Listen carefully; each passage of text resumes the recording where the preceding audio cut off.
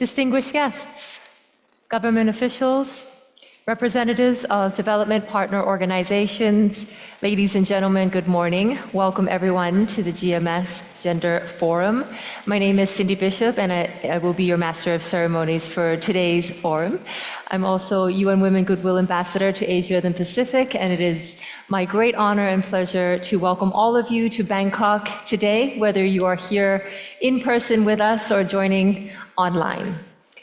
GMS is a changing dynamic landscape, and this forum serves as a convening platform for discussion between government, civil society, and private sector stakeholders on how to collectively advance gender equality and social inclusion amidst complex challenges such as climate change, demographic shifts, rapid technological advancement that both threaten progress and at the same time offer potential for transformative solutions all across the region. We want to hear from you as well, and that's why today we will be using Slido, which is an interactive platform where you can give us your feedback or send us any questions that you may have. Simply scan the QR codes that will be popping up on the screens here soon, or go to slido.com. Okay. And you can use the code GMS Gender Forum 2024. Here you can post your questions or comments, and we will be asking our moderators to ask the panelists throughout the day as well. We want to make these interactions, this forum as interactive as possible. So please send in your questions. Perhaps some of you may have already been answering the first question, and that is where you are from. I see we have some answers here. It's great that so many of you are joining and being a part of this very important conversation as well. Great. You can also see our entire forum agenda and other useful information via our website. So please continue to use this conversation on your social medias. If you are going to be tagging us today, please make sure you tag ADB Gender, as well as use the hashtags GMS Forum 2024 and the hashtags gender equality and social inclusion. We will be having a professional photographer work our way around the room throughout the day, so you can also click onto the QR code and make sure you download some of your photos as well. And yeah, I hope you guys are settled in and ready for some very, very insightful informational talks. Progress towards gender equality requires a diverse and multi-stakeholder approach, and we are so excited to see so many of you here from such diverse perspectives and sectors. Networking is also a very important part of this event, and we will be providing many networking opportunities for you. We will have 2 coffee breaks, we will have 1 lunch break, as well as a cocktail reception at 5 p.m. So please make sure you take an opportunity to get to know each other and collaborate and discuss. We also recognize the power of images, and that is why today we have invited Artipania, who are amazing social artists here in Thailand, and they will be doing a live illustration of our event. They're in the back corner there. They're going to be, documenting and illustrating everything that we've talked about on stage in order to give us, at the end of the day, a summary of the key takeaways as well. So thank you, Artipania, for being here and doing this. And if you guys want to wander over there, maybe at the coffee break and see what they're up to, you're more than welcome to do so as well. Today is not just limited to panel discussions. Besides our cocktail and networking opportunities, we also have organized an array of exhibitors in the foyer. You may have seen them on your way in. These are community-owned businesses from the GMS region. I think we have a couple from Thailand as well as from Lao PDR. So please stop by, say hello, get to know them, and support their business, maybe even take home a souvenir today. We will be sharing a little bit more about the marketplace later as well. All right, without further ado, I think it's time that we get started and move on to the opening ceremony of the GMS Gender Forum. It is now my great honor to introduce Mr. Anuj Mehta, Country Director of Thailand Resident Mission of the Asian Development Bank, to the stage.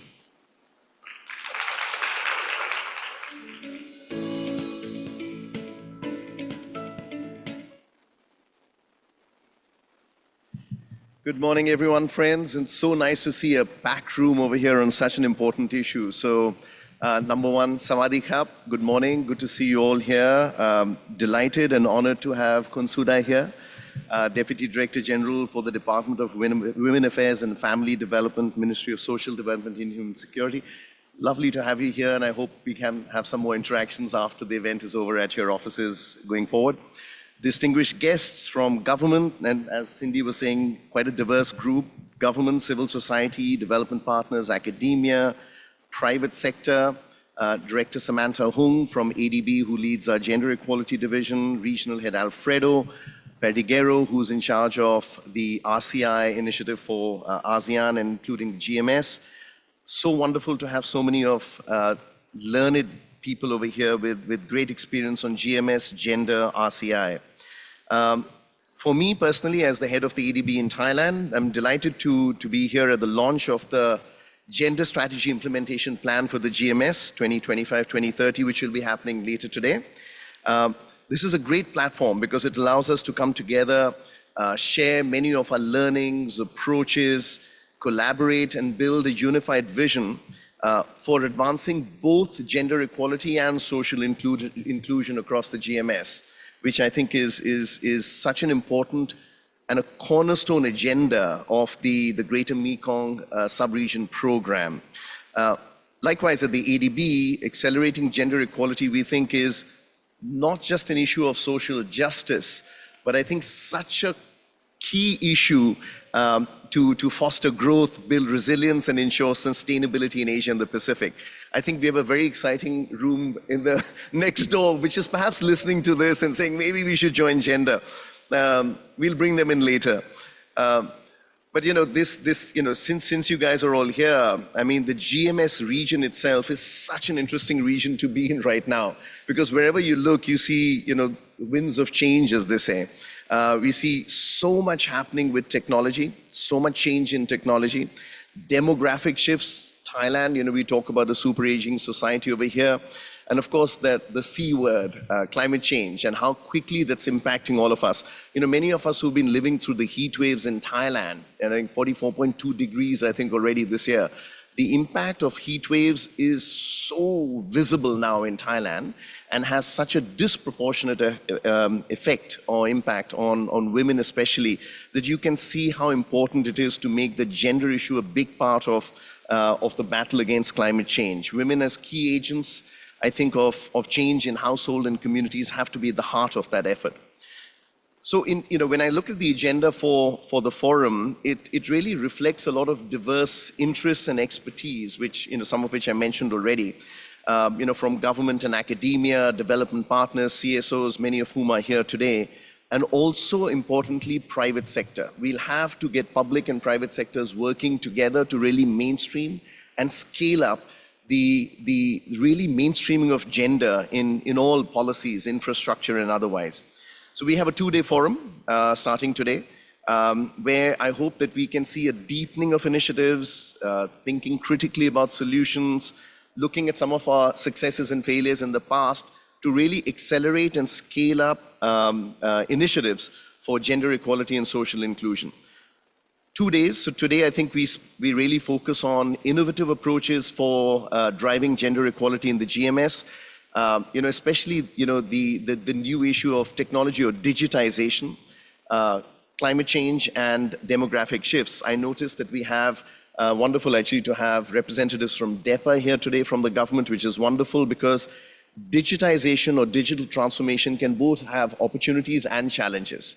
So I think it can be used so wonderfully, but we've got to be careful to make sure that it doesn't deepen inequalities. So, areas such as data protection, the governance of AI, policies on connectivity, they really need to ensure that gender is at the heart of these policies so that the transformation that we get with digitalization is inclusive, is equitable, and doesn't widen the inequalities. Climate change, I already mentioned. We really need to have policies and projects which have women at the heart of a water project, for example, or transport projects that we see happening a lot, speaking from an infrastructure perspective, central to the battle against climate change. And of course, demographic changes. we see a lot of change in gender norms and roles as we see the aging of societies in many parts of our world over here. We need to ensure that population growth leads to more gender-responsive and inclusive outcomes across the region. That's today, the focus on innovative approaches. I think tomorrow there's an intersection of gender equality with other dimensions of discrimination and vulnerability. Old age, disability, ethnicity, sexual orientation, gender equality, identity. And these will require integrated, tailored solutions, which hopefully will start emerging as we discuss it tomorrow. I think bringing it all together, I conclude at the end by saying that ADB's commitment to accelerating gender equality and social inclusion in the GMS is absolutely firm, robust. We want to build a future that is not only prosperous from an economic perspective, but inclusive, resilient, and equitable. Golden words which we use when we develop every one of our projects and policies. And I look forward to your insights, your commitments. Please, if you need any support from ADB in Thailand itself, please do ask me. And looking forward to many of the discussions tomorrow. Good luck to all, and Sawadee Krap.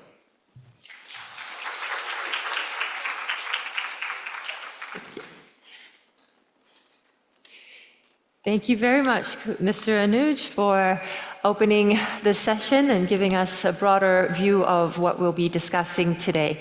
And now it is my great honor to introduce to the stage Kun Suda Sutlong, the Deputy Director General of the Ministry of Social Development and Human Security's Department of Women's Affairs and Family Development, who will deliver a keynote speech on behalf of the GMS host country, Thailand. Ms. Suda Sulong's extensive career as a civil servant includes such roles as the Deputy Director General with the Department of Children and Youth and the Director of Information and Communication Technology Center with the Office of the Permanent Secretary for Ministry of Social Development and Human Security. ขอเรียนเชิญค่ะ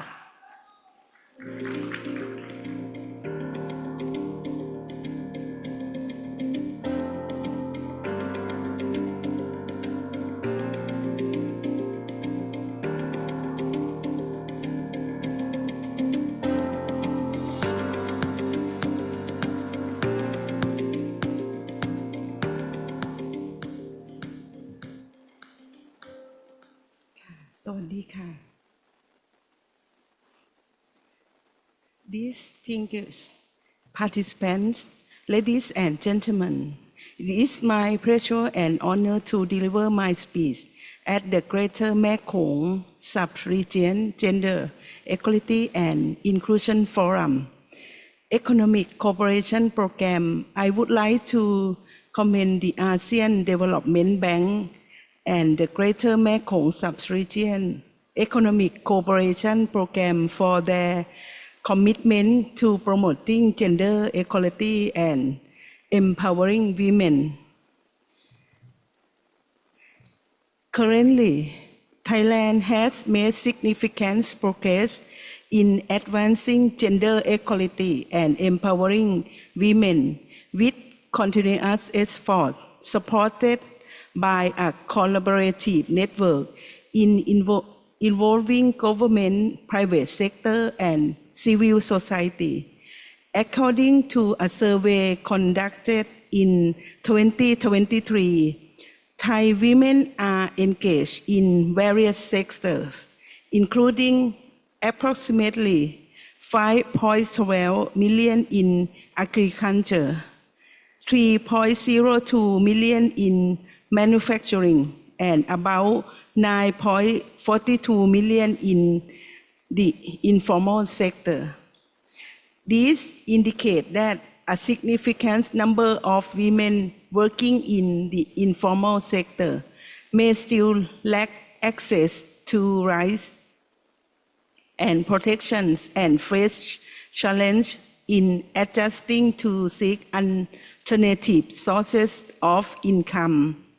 Additionally, women who are not part of the formal labor force, primarily engaged in domestic work and family care, thus not entering the labor market and lacking self-sustaining income. Those who take up supplementary or informal works to generic income often bear a double burden, both earning a livelihood and performing domestic work and unpaid care work. Moreover, women generally have fewer career choices compared to men. According to the Global Gender Gap Report 2023, the World Economic Forum, Thailand ranks 74th, an improvement from 79 place in 2022. Next slide, please. A significant challenge is changing societal attitudes influenced by gender norms, which dictate how people in society value or devalue women across various dimensions and establish social relationships and expectations. For instance, traditional norms may prescribe that men assume leadership roles while women follow, or that men are the primary breadwinner for their families and women are caregivers. Particularly concerning is the issue of violence against women, rooted in societal norms that perpetuate male dominance. Women and girls often become victims of violence both within their family, perpetuated by their partner, and in public space. Therefore, it is crucial to undertake serious and continuous efforts to change societal attitudes.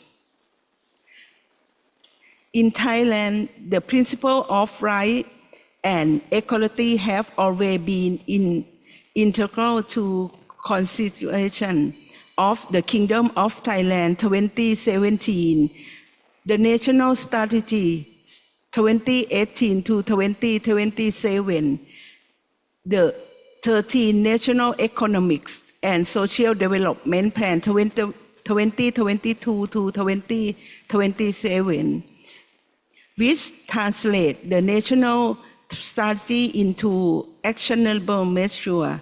Additionally, there is a specific action plans, the Women Development Action Plan 2022 to 2027, which aim to ensure that women and girls have the opportunity to develop their full potential, are treated equally and fairly, are free from all forms of violence.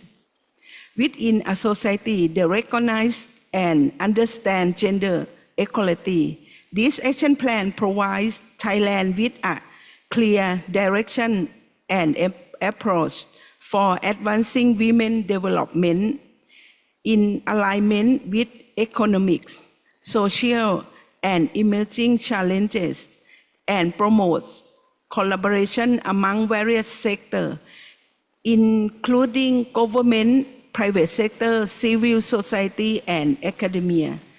Additionally, the Gender Equality Promotion Plan aims to ensure that government agencies at the central, regional, and local levels, as well as private sector, entities, and civil society organizations, possess the knowledge, understanding, and awareness of importance of gender equality.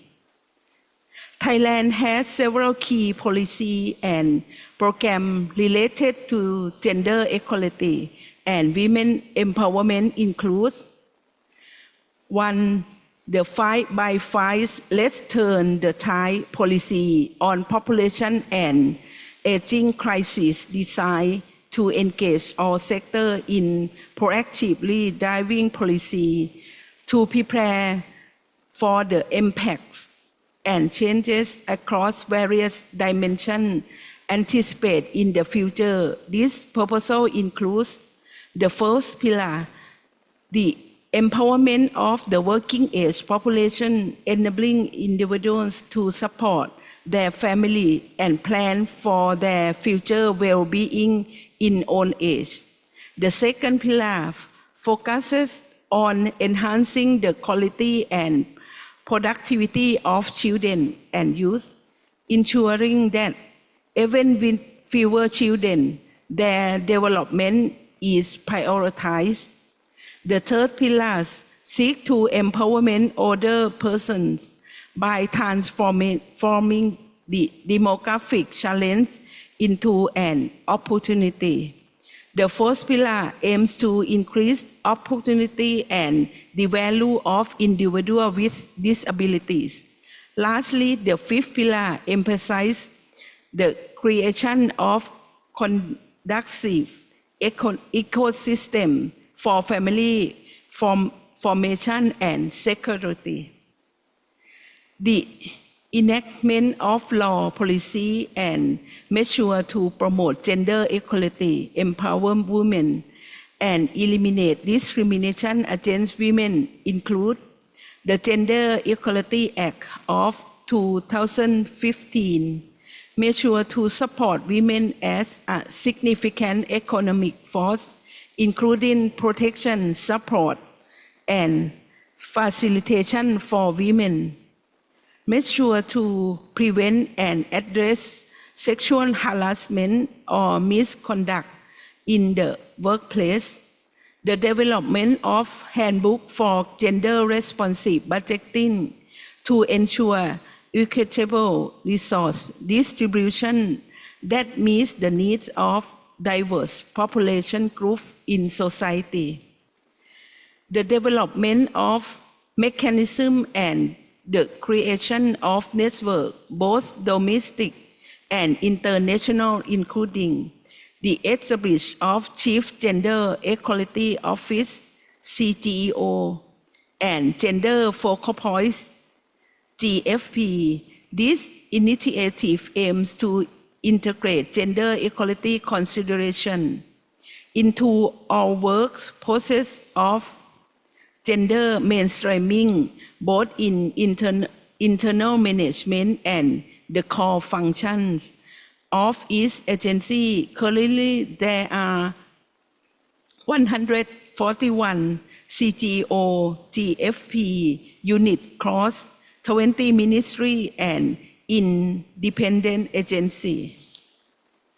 Expanding collaboration with government agencies, state enterprise, the private sector, political parties, and educational institutions to declare a commitment to promoting gender equality and eliminating unfair gender discrimination involve 146 organizations. As a member of the ASEAN Committee on Women, Thailand has implemented the project, the development of source book for the elimination of gender stereotypes and prejudices in education material in primary and secondary levels, collaborating with ASEAN countries to exchange knowledge and experience in addressing gender stereotypes within educational system. Regarding social inclusion and intersectionality initiative, in Thailand, a memorandum of understanding has been signed for a program aimed at ending violence, reducing stigma, and addressing discrimination based on gender, identity, and sexual orientation. This agreement involves the Ministry of Social Development and Human Security, the Faculty of Public Health, Mahidol University, and the Rainbow Sky Association of Thailand. The program is designed to enhance the capability of your youth, particularly within the LGBTQI+ community, to initiate a process of social and gender sensitivity among young people and society at large. This initiative supports the development of leaders who can effectively assist and protect individuals facing violence, stigma, discrimination, and human rights violation within their communities. Thailand placed significant emphasis on gender equality within the framework of the Gender Equality Strategy for the Greater Mekong Sub-region. This strategy highlights the promotion of gender equality by increasing opportunity for women participation in various sectorial cooperation projects. It represents a major step forward in enhancing regional cooperation under the principle of inclusive. The goal is to ensure that low-income population, including women, benefit from future project implementation and support member countries in achieving the United Nations Sustainable Development Goal SDG 5, which aim to achieve gender equality and empower all women and girls. Lastly, Thailand remains steadfast in its commitment to promoting gender equality and women's empowerment in a comprehensive and sustainable manner. The goal is to ensure that women play a crucial role in regional development in an inclusive and sustainable way with no one left behind. Thank you. ขอบคุณค่ะ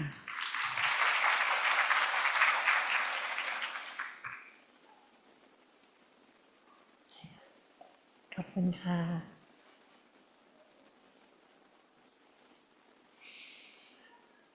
กราบขอบพระคุณท่านสุดาสุหลงนะคะ And now I would like to invite to the stage Samantha Hung, who is Director of Gender Equality Division, Climate Change and Sustainable Department of ADB, to provide us an overview of today's forum.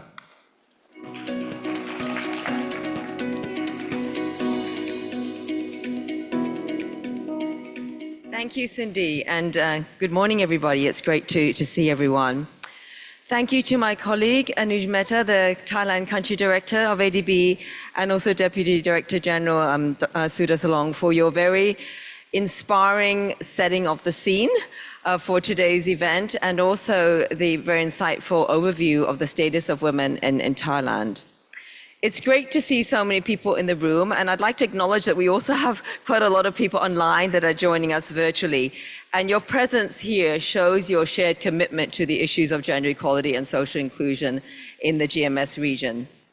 Some of you I know have traveled a long way to be here, and others are joining us virtually, but we hope that you will be inspired by this workshop. I mean, the purpose of these workshops is knowledge sharing, but a very important part of it is to inspire people around you, be inspired yourself, and leave being ready to act and do something differently. So that's what we really want to get out of collectively in the next couple of days. As we've already heard, you will be later launching the Greater Mekong Sub-region Gender Strategy Implementation Plan. So in the international development, we do tend to love acronyms. So this is a new acronym, the GSIP, that we will be starting to use, and hopefully everyone will be able to use off the tip of their tongue. But that is very important. It's a very important platform and tool really to help us enable the Greater Mekong Sub-region Gender Strategy, which was launched in 2022.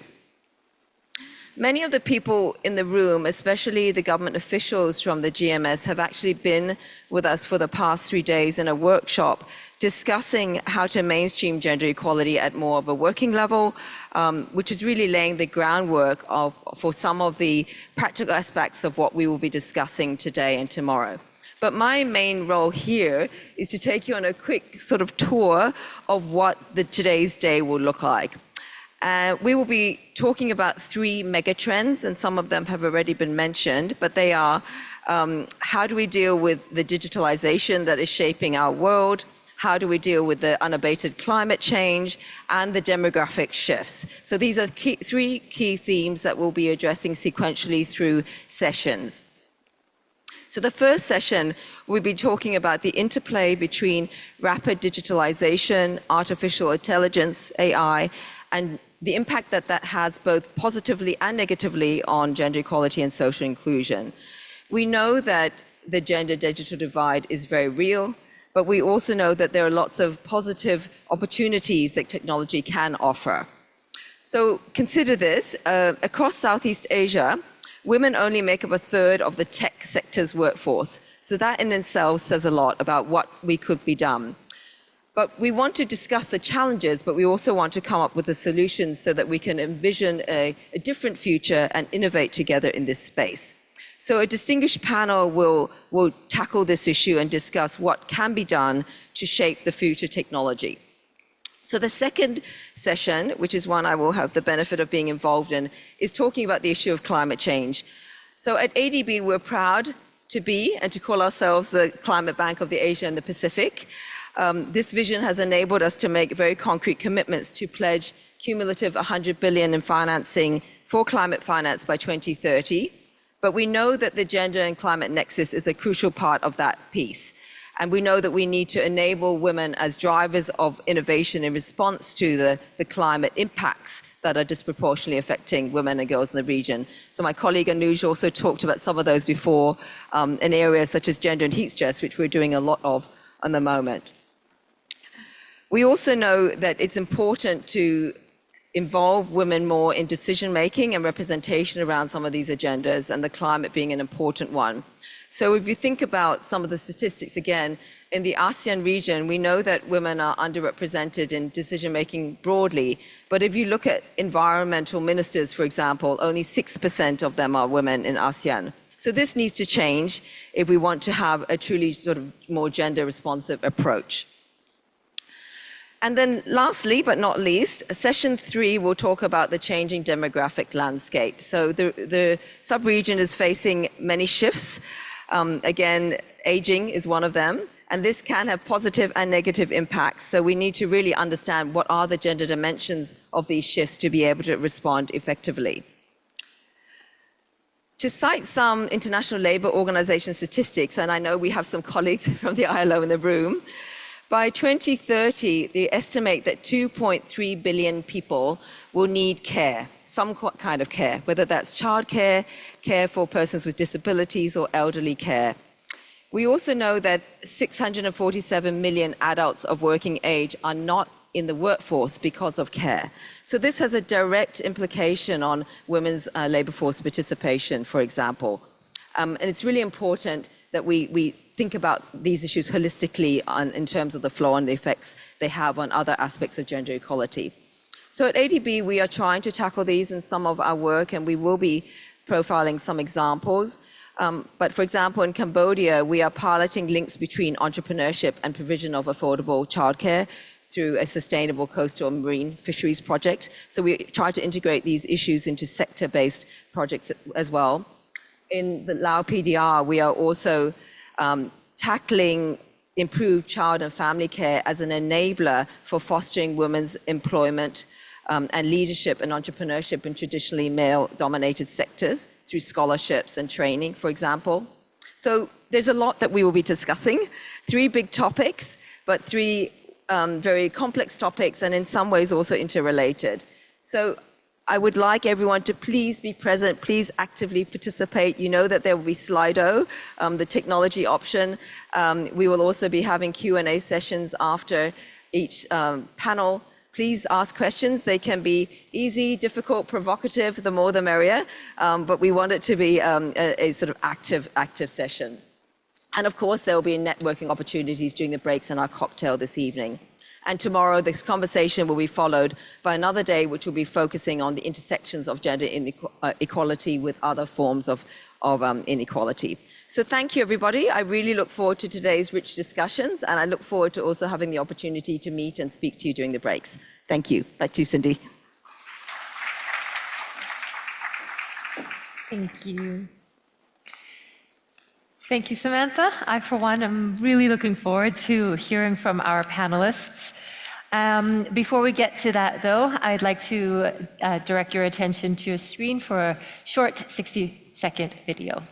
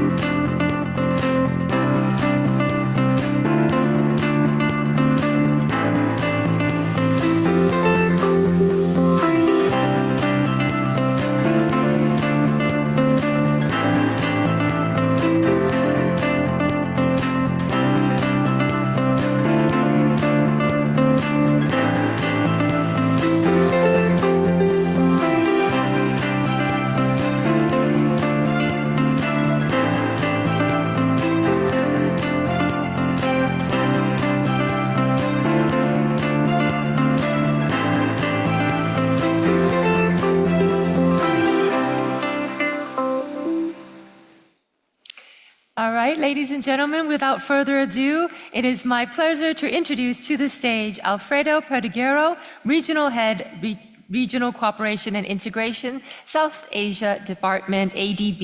He will launch the GMS Gender Strategy Implementation Plan. Thank you. Thank you very much. Very good morning, everyone. So I'm here to actually facilitate the process to launch this very important document. I think you saw in the video, this is the Greater Mekong Sub-Region Gender Strategy Implementation Plan. And let me just start by saying, because many of you maybe don't know very well what actually is the GMS program, the Greater Mekong Sub-Region program, which is a program very, very famous all over Asia Pacific and actually across the world. It was one of the first regional cooperation initiatives established in Asia Pacific, and is the one that ADB has been supporting for 32 years now.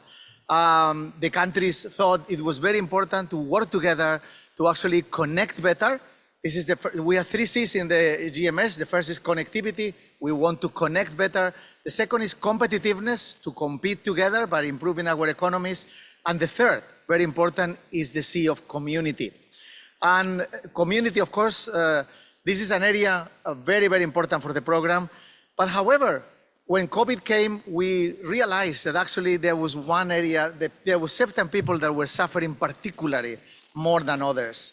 Women were among those, older people, communities of LGBTI. There was plenty of people that suffered particularly more than others. And something had to be done. We were working already at the national level, but it was very important also to actually come together as a group and do something together, because together actually it's much easier to act and it will have bigger impact, learning from each other. That's why actually the GMS countries decided to come up with a gender strategy, which was endorsed actually 2 years ago by the GMS countries, by the GMS ministers. And let me go, this slide. Yeah, so this strategy that was endorsed by the ministers actually had 3 objectives. The first one is, of course, to mainstream gender activities to ensure equal access and participation of opportunities arising for everything that we do under the GMS program. The second is to address the barriers that are affecting the full participation of women and men of all ages and abilities in all socioeconomic spheres. And the third is to address the pervasive gender norms that disadvantage one group over another. So this was good. It was a strategy. This generated a lot of ideas, a lot of discussions. This was done with huge consultations, not only with the gender experts that already knew this very well, and some of you are gender experts, but actually with many of the people in the GMS in the sector groups, the sector ministries. This was incredibly important because they are the ones who were doing the projects. We have in the GMS already more than $30 billion in projects. And many of those, they have not been seriously thinking about the implications and the opportunities to actually do more for gender and social inclusion by implementing these projects. So something had to be done. So we had the strategy, that was good, but then we thought that was not enough. We need to now find a way to operationalize that strategy, and that's where we are coming with this GISP, which is actually an action plan, very concrete, very specific.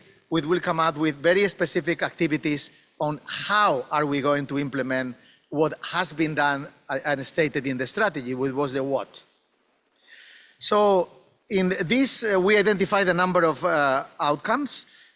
First of all, is to strengthen the capacity of these GMS sector working groups to mainstream gender and their strategic frameworks, their action plans, it also in their practices and their operations.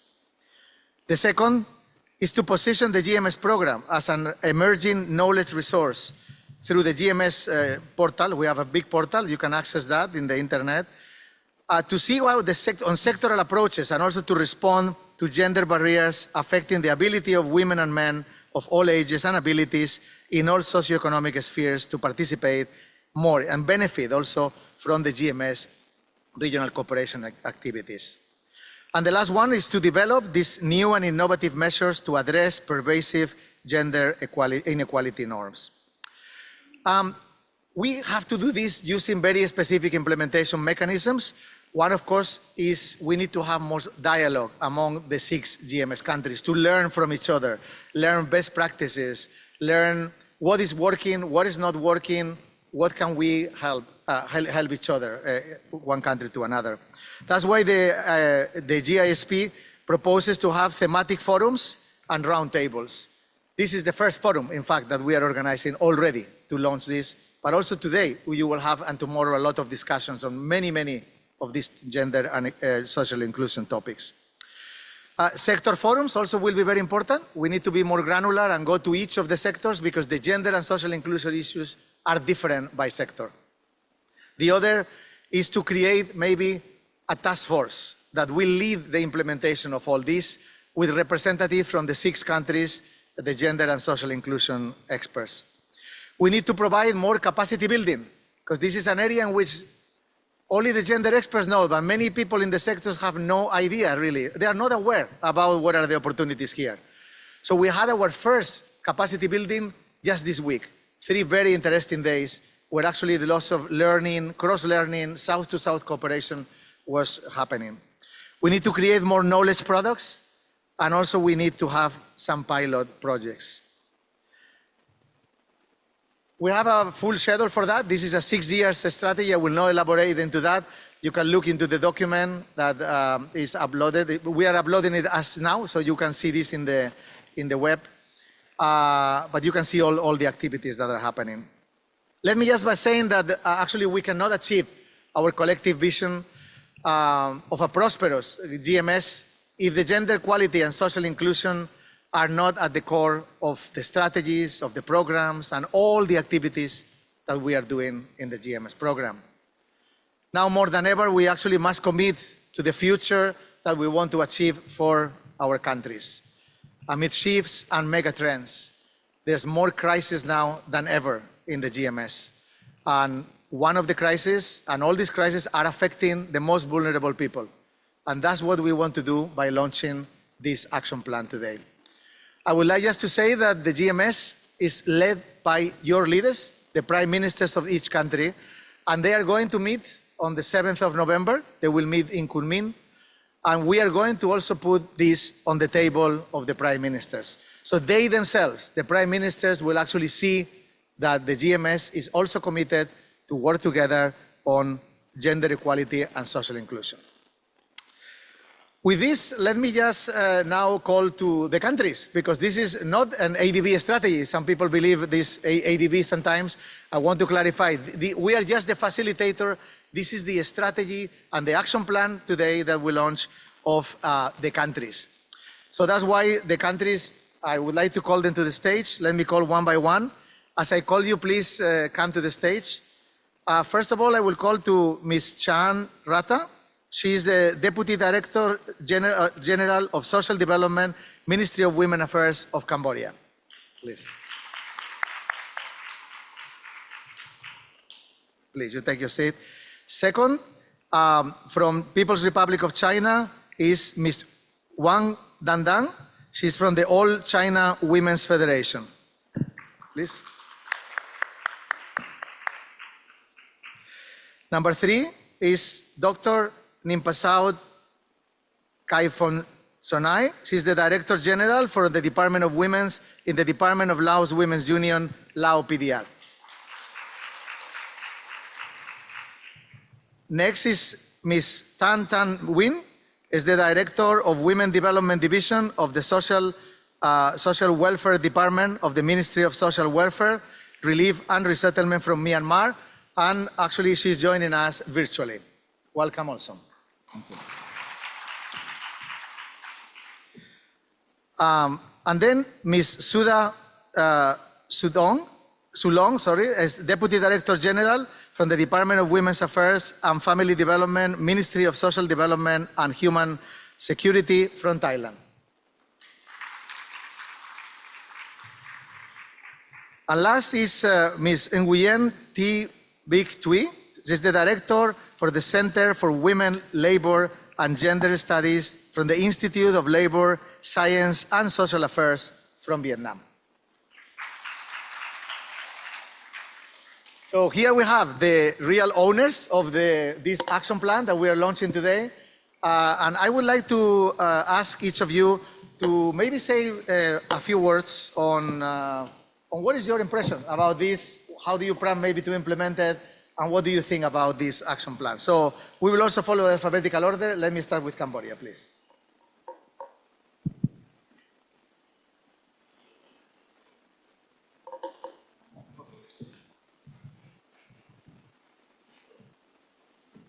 I think you can do it sitting. Yeah, it's okay, sitting. Yeah, please keep it to 2 minutes, 2 minutes each.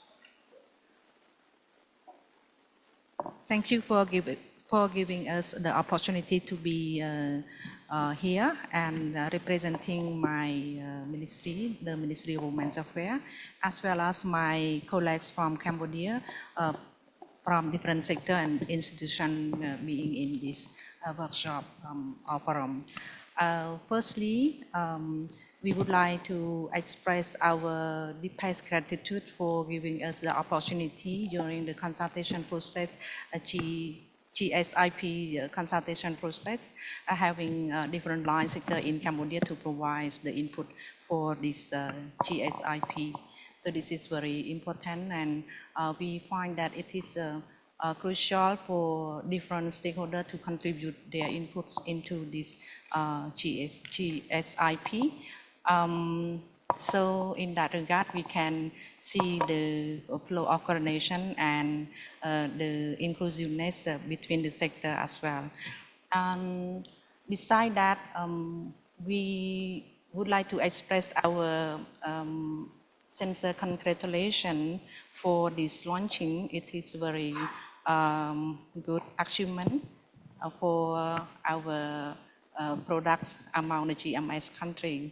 So this is my short remarks, and beside that, we looking forward for the collaboration between the GMS country and to get a flow or opportunity to share experience. We can learn from one to other among the 6 countries, as well as we can share our best practice and lesson learned from each other, and we can cooperate, continue for a greater achievements on gender equality in the area of women empowerment in decision making, in climate action, in fostering regional cooperation. So this is very important.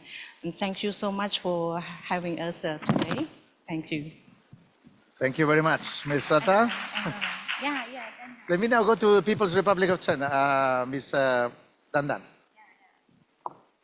Hello, I'm Dandan. It's my great pleasure to be here for the Gender Forum. The GSIP encouraging and supports women to play their unique roles in many key areas, including agriculture, energy, and climate change. I believe it will deepen the awareness in gender mainstreaming and provide valuable experience in accelerating the achievement of the SDGs. China always attaches great importance to gender equality and the development of women's cause.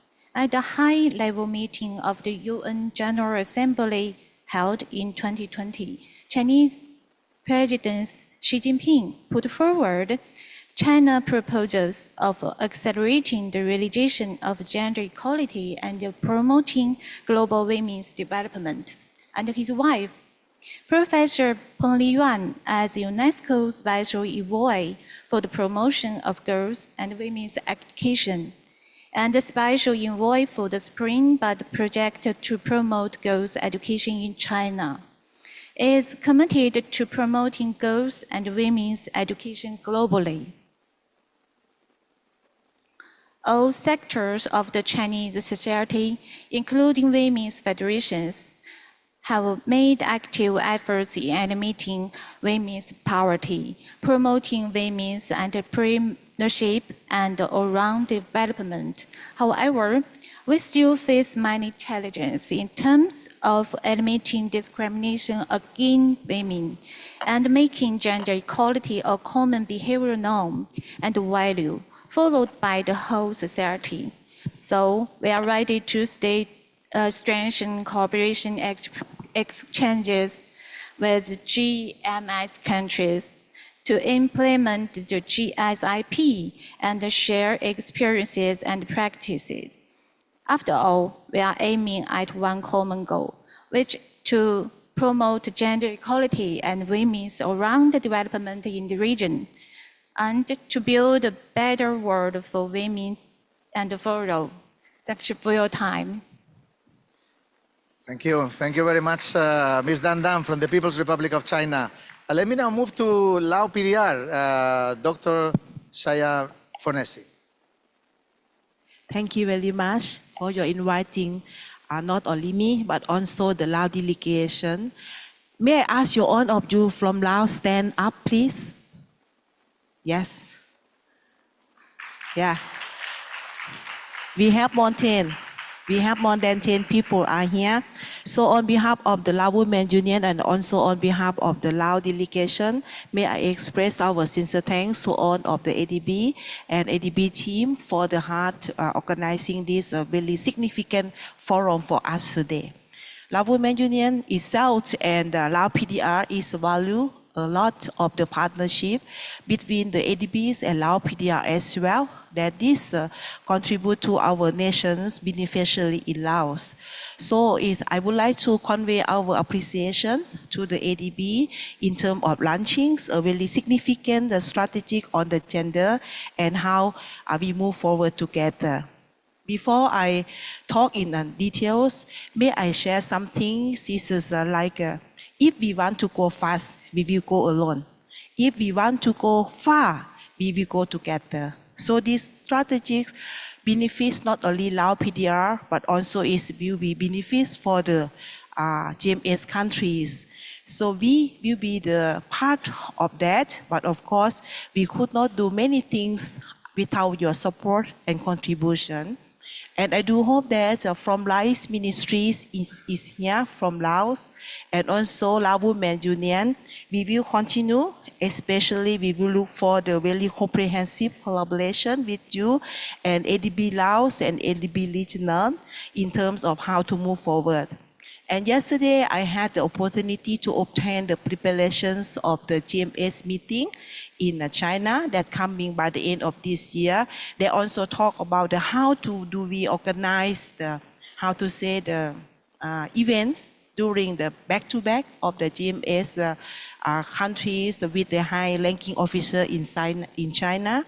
And last week, I also had the opportunity to obtain the statement of Phnom Penh that they are talking about the climate actions, especially we will focus on the plastics, how to reduce the plastic use in our region.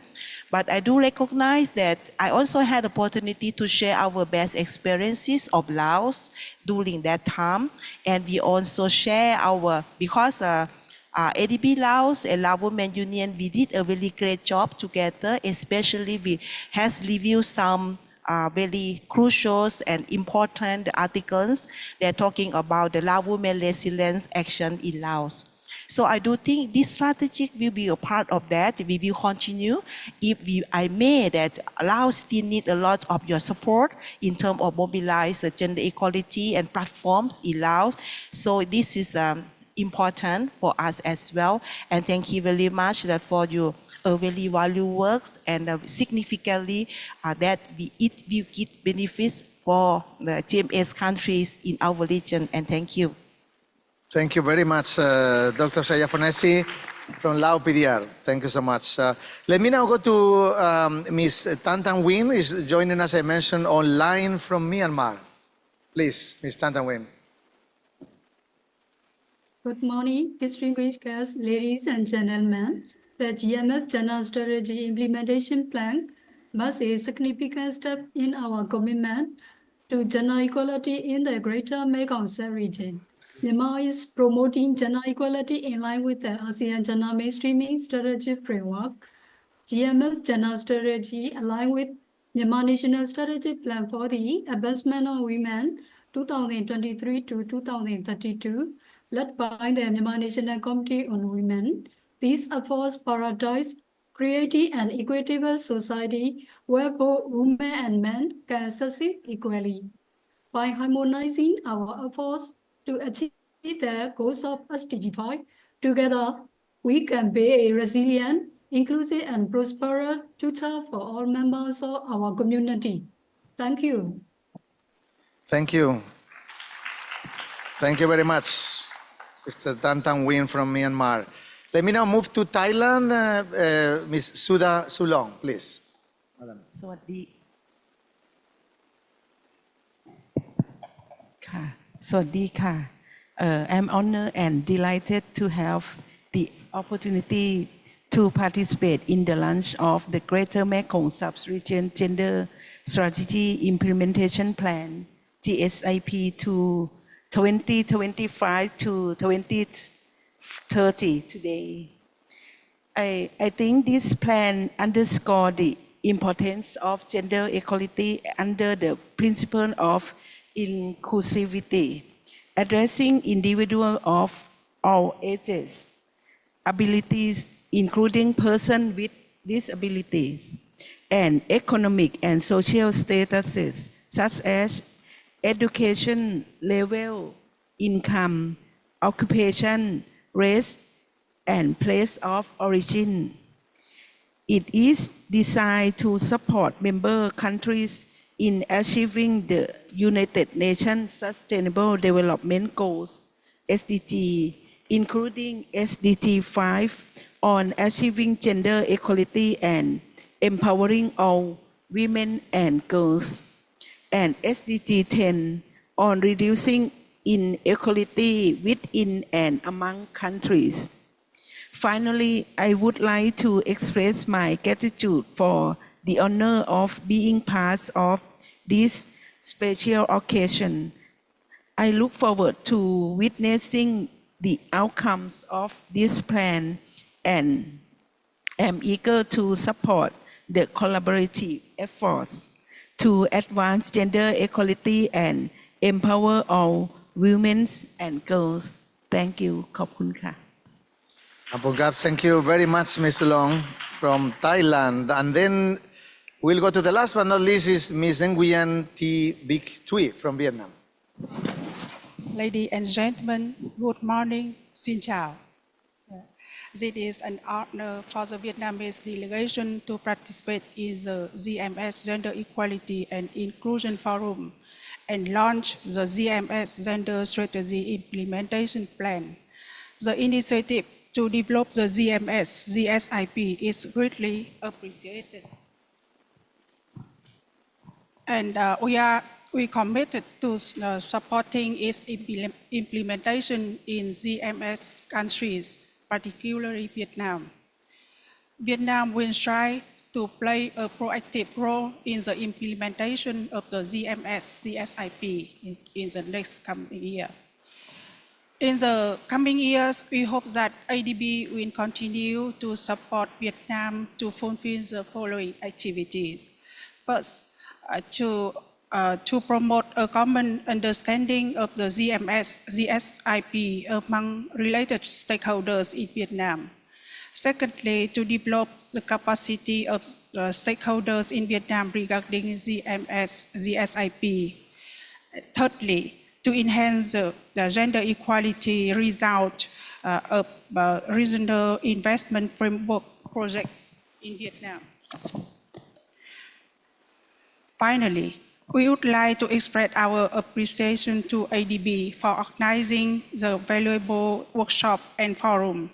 As participants, we have learned a great deal about gender equality, mainstreaming gender equality and inclusion, as well as GMS, GSIP.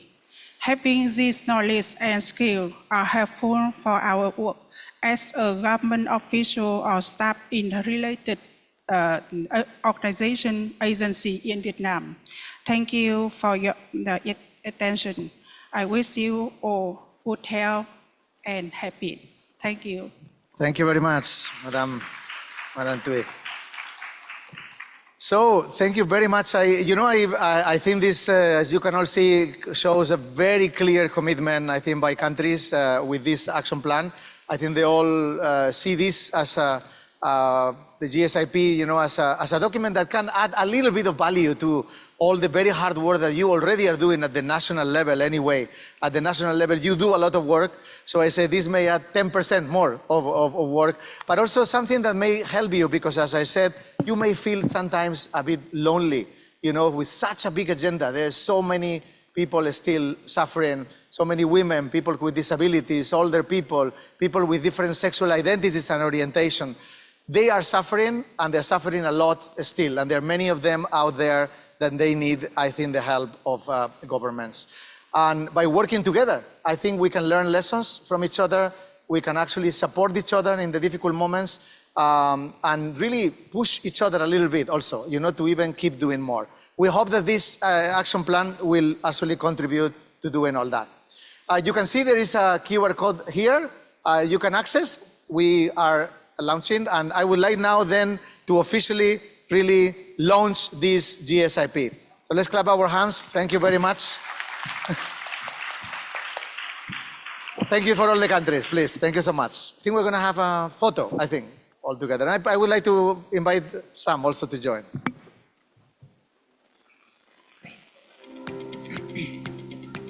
Yes, get a, and maybe one for Alfredo as well.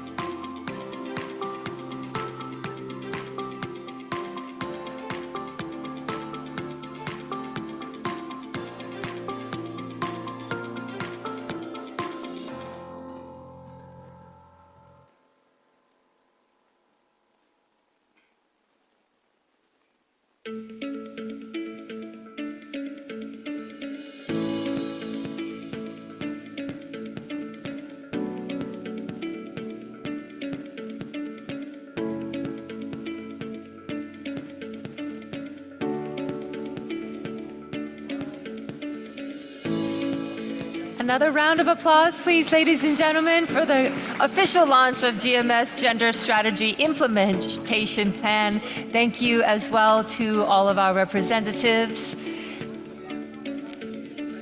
Thank you to Alfredo. Thank you to Samantha as well. And just to let you know, ladies and gentlemen, we are going to be having a short coffee break in just now. But as we are running a little bit over time.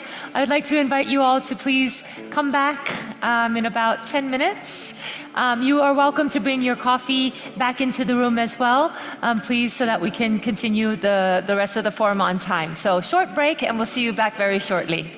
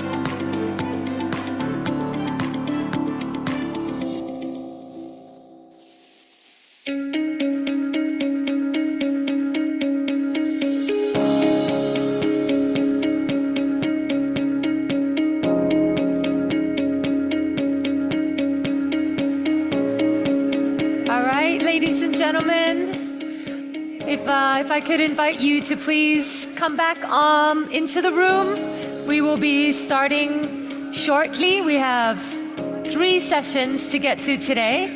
And just a quick reminder as well to use the QR codes that you see on the screen if you want to send us any of your feedback or any questions you might have.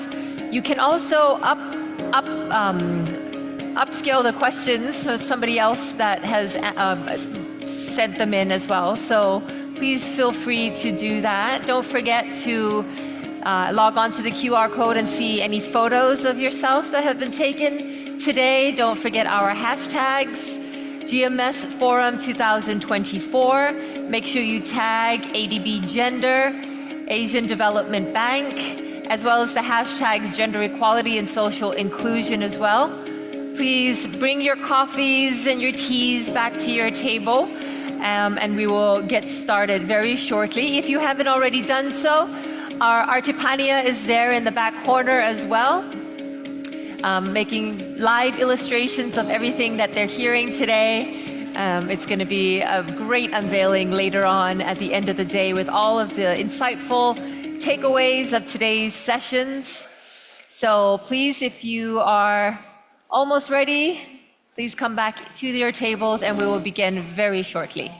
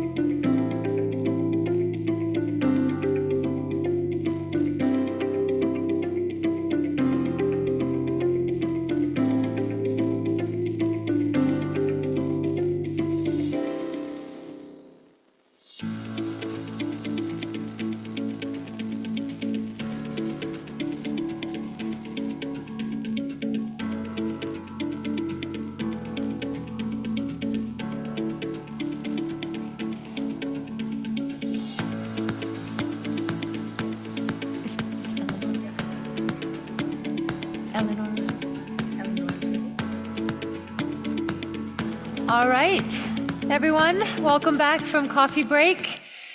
I hope you've had some time to refresh, get to know each other a little bit before we start our first session, Gender Equality, Digitalization and Innovation in the GMS. It is now my pleasure to introduce Eleanor Fournier-Thom, the head of Anticipatory Action and Innovation at the United Nations University Center for Policy Research, joining us virtually from New York.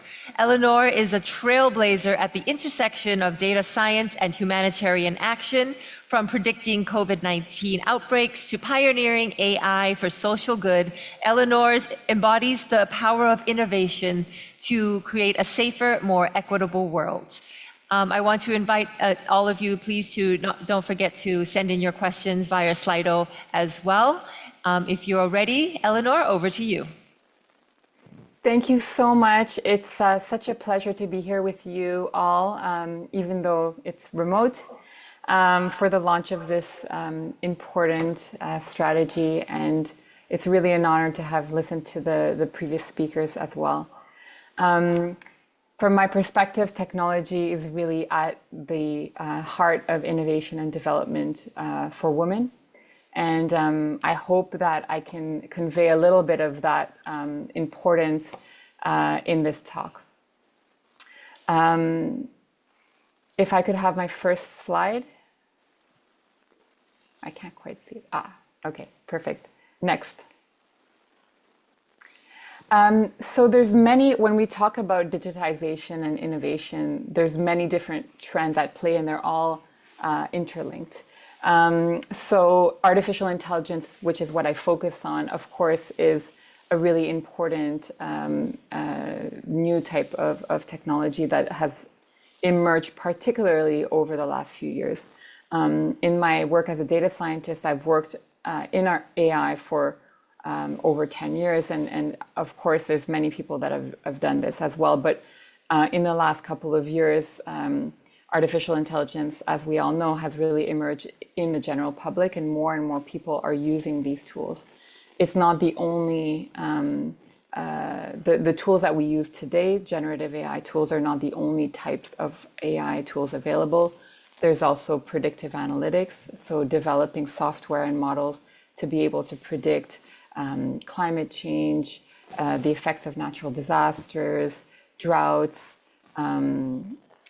needs in humanitarian crises, and so on. There's robotics, there's autonomous agents. So, for example, increasingly we see chatbots and other kinds of AI agents mimicking human beings. And we see also the integration of AI into various other digital products. So AI is not a standalone type of technology, but it's a technology that is actually operating in the background of a lot of other types of digital products, such as mobile apps, for example. We've seen women benefit a lot from digitization and innovation.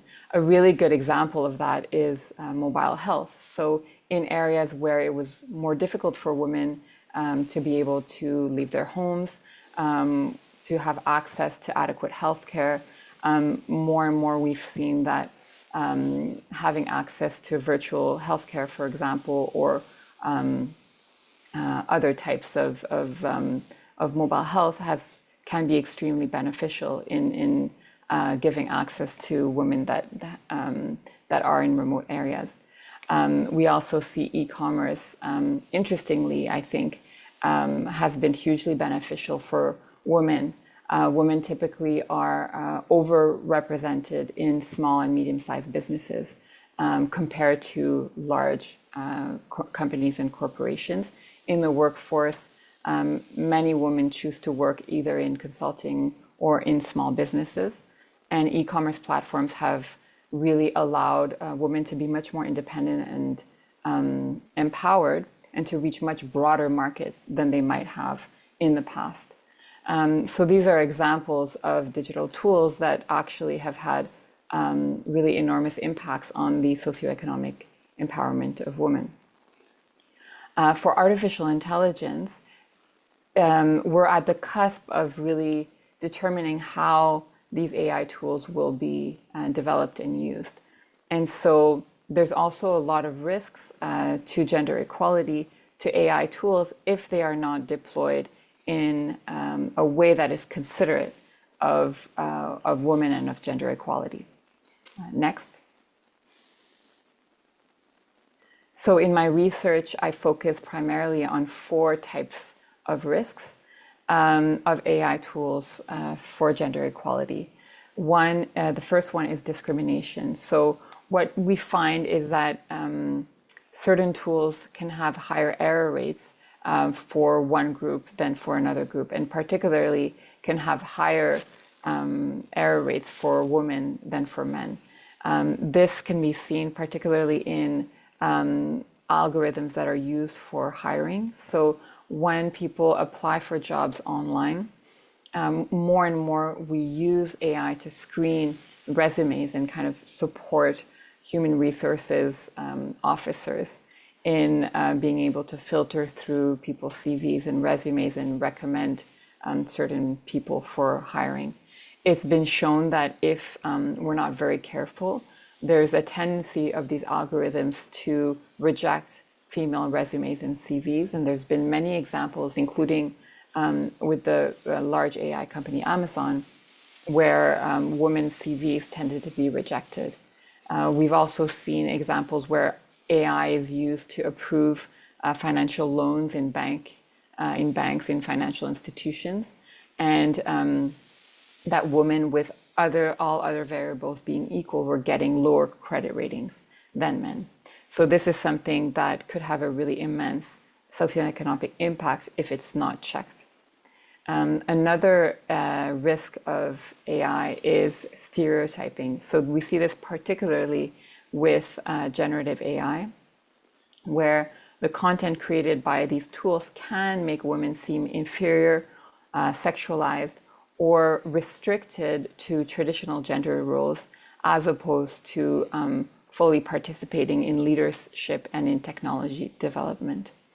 At the UN, we really focus on the human rights framework, the global human rights framework, and particularly in this case on the Convention on the Elimination of All Forms of Discrimination Against Women. And actually, stereotyping women is a violation of universal human rights. And it's actually included in the convention, which I think is quite relevant. It was ratified by countries in 1977 and still relevant today. Then we have the area of exclusion, and I think exclusion, the converse of that is, of course, inclusion, right? So, and that's very topical for what we are discussing today, is that if women are unable to participate fully in digital development, then the tools themselves cannot be developed to support their needs. And the women themselves don't benefit from all of the opportunities and from the tools or from the economic opportunities of those tools. And so there might be many reasons why women have been less able to participate in digital development than men. So that's the gender digital divide. Some of these reasons include lack of resources, lack of venture capital. So even in the United States, where I'm currently based, venture capital goes primarily to men. And there's only a small percentage in the low single digits of venture capital that goes to women-owned startups. There's also issues like access to childcare or other kinds of systemic reasons that make it difficult for women to fully engage in technological development. Conversely, that means that if we address these systemic barriers, then it makes it much easier for women to fully benefit and to participate in a very dynamic and interesting workforce.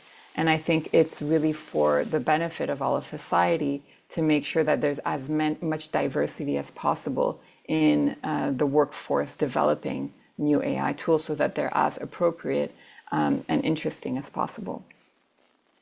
The last risk that I look at in my work is insecurity. So we've seen that when tools don't take into account the security of women, it can be quite dangerous.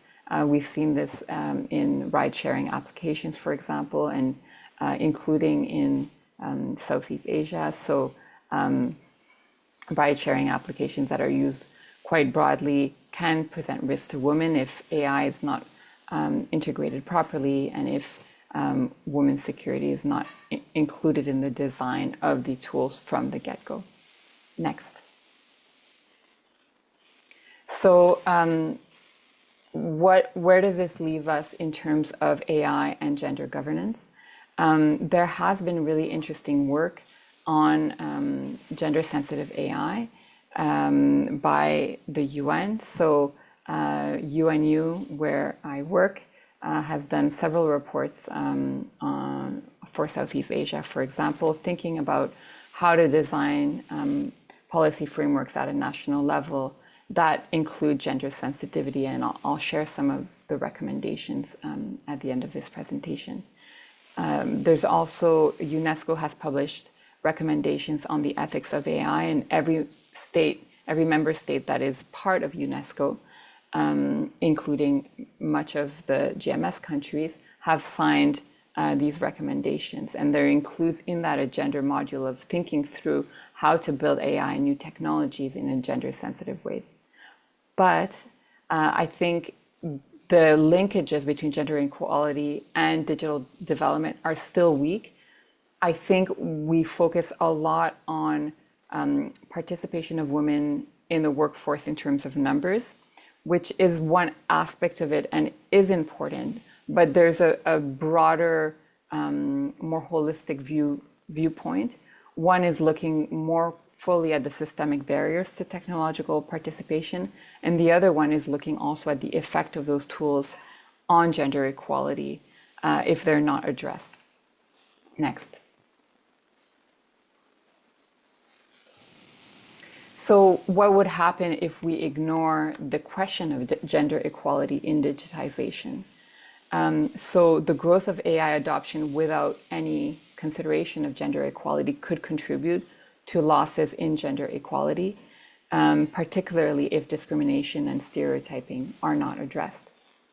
The inclusion component could mean also loss of opportunity to harness AI tools for gender equality in the same way that we've seen other digital tools like mobile health, like e-commerce, and so on, offer opportunities for women. AI could also do this in a variety of domains, including increasing women's safety, supporting education of women, and so on. The exclusion of women in the digital workforce could also mean a loss of socioeconomic opportunity for women who want to participate in this new AI economic sector through a broad range of AI skills. And I can give an example of an organization that we've worked with called Connected Women in the Philippines, who has trained thousands of women in AI skills, and they perform their tasks after their training remotely from where they're based, and have been able to participate in the workforce by doing all kinds of different tasks related to AI development. Next. So there's several paths to promote gender equality in digitization and in innovation for policymaking. I think policymakers are critical in this aspect in working in partnership with other stakeholders, such as the private sector and civil society and academia.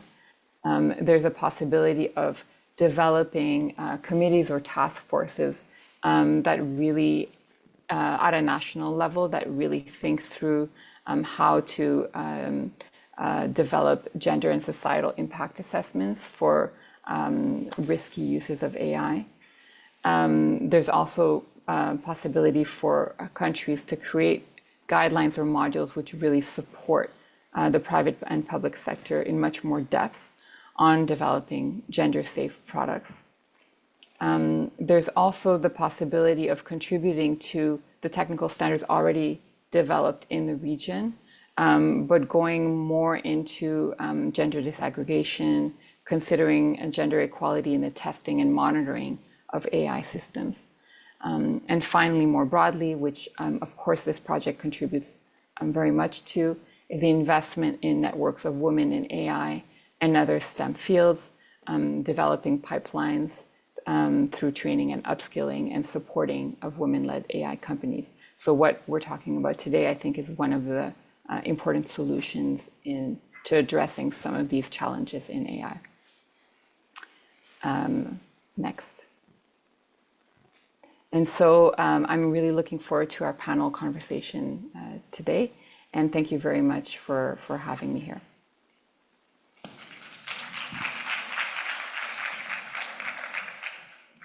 Thank you very much for such an insightful presentation, Eleanor. And now we will move on to our first panel discussion titled, How Are Women Shaping the Future of Technology and Innovation in the GMS? I would like to introduce the moderator for this session, Veronica Mendezabal Joffre, Senior Gender and Social Development Specialist, Gender Equality Division, ADB. Please, your turn. Thank you, Cindy. And I would like to invite our panelists for the first session today. And while they are coming on stage, please join me up here. I would like to thank everybody for being with us today. Welcome to this first panel.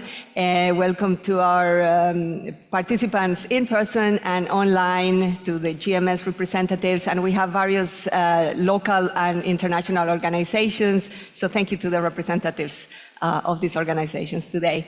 So, thank you very much for joining us. Please take your seat.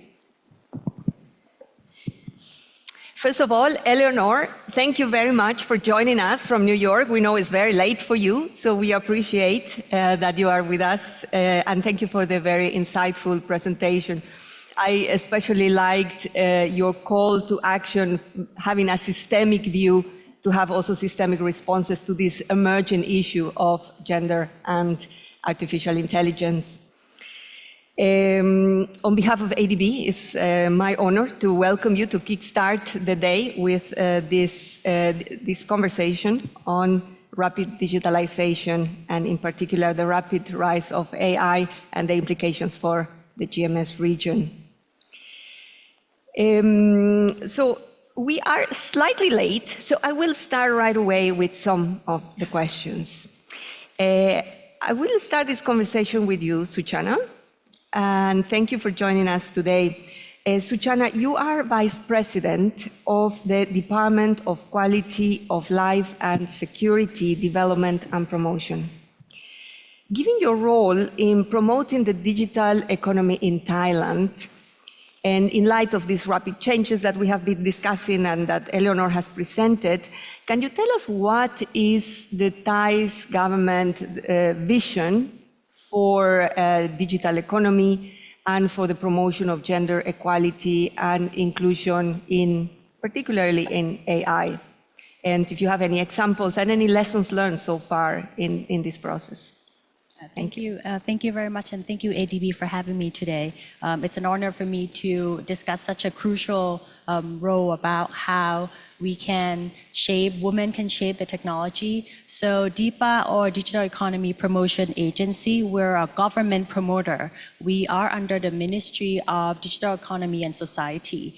One of our main goals is to empower the communities, to empower the citizen and equip them with the necessary digital skills. So one of the key accomplishments, or the key initiatives, or the flagship project that we do for the country is to make sure that people are trained or are equipped with the digital skills. I have to admit that the policies or the plans in the previously may not be very focused on gender. What we focus on inclusivity. We want to make sure that people from all ages, from children, mid-career people, or older peoples, including people with disabilities, or the ex-inmate, are included and are equipped with digital skills, as well as they know how to adopt or adapt to use technology and innovation in their everyday lives, as well as to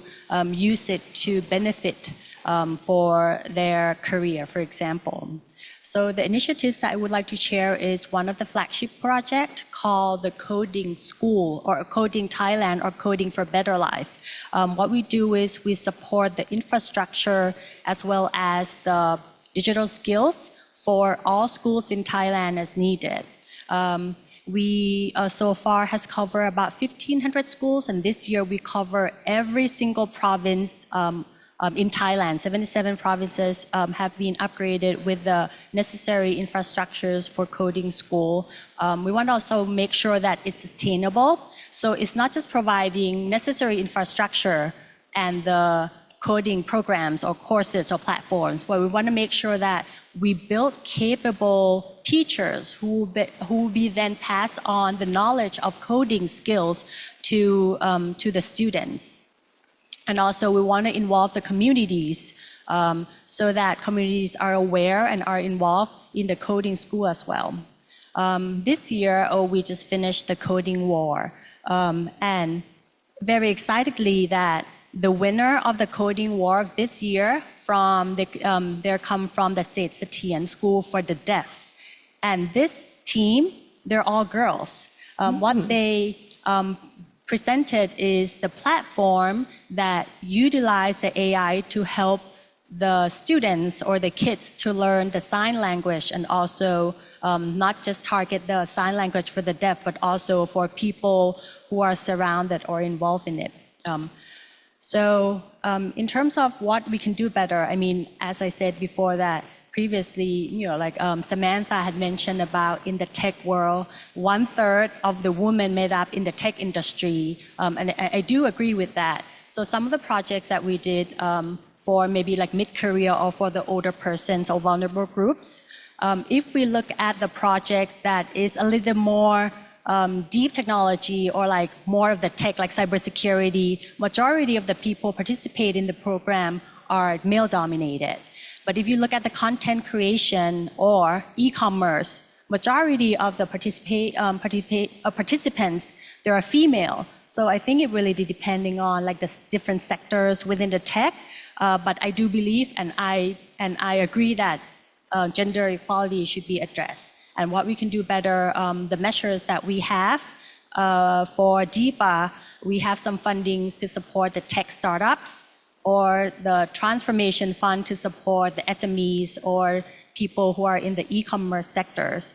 I think what we can do better is maybe come up with like a more gender-specific track to promote and to encourage women to participate and maybe have a separate track to help them to participate in that.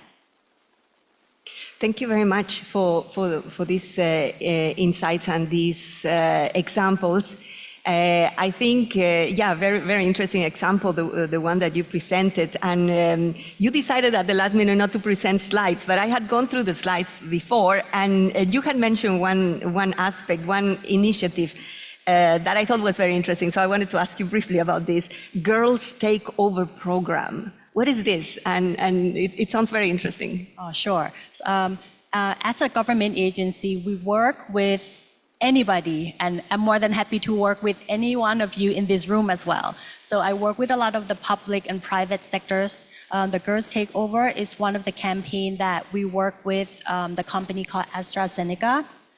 They have a project where they want the girls to encourage and empower and create an awareness that girls can do anything. So what we did for that program is we come up with the different scenarios where we want the girl students to come up with a plan. For example, as my role as a VP in the government agency, this is my day-to-day, and this is the mission, this is the project that I have to do. If you were me, like if you take over my role for a day, what are your plans to do? So my question or my mission that day, I work a lot with people.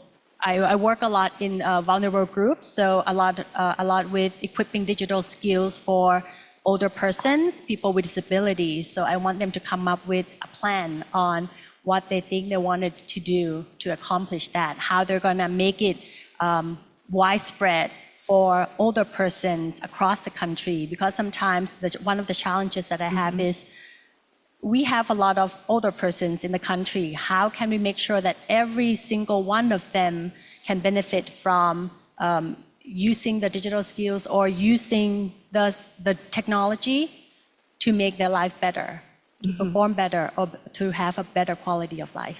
Thank you, Suchana.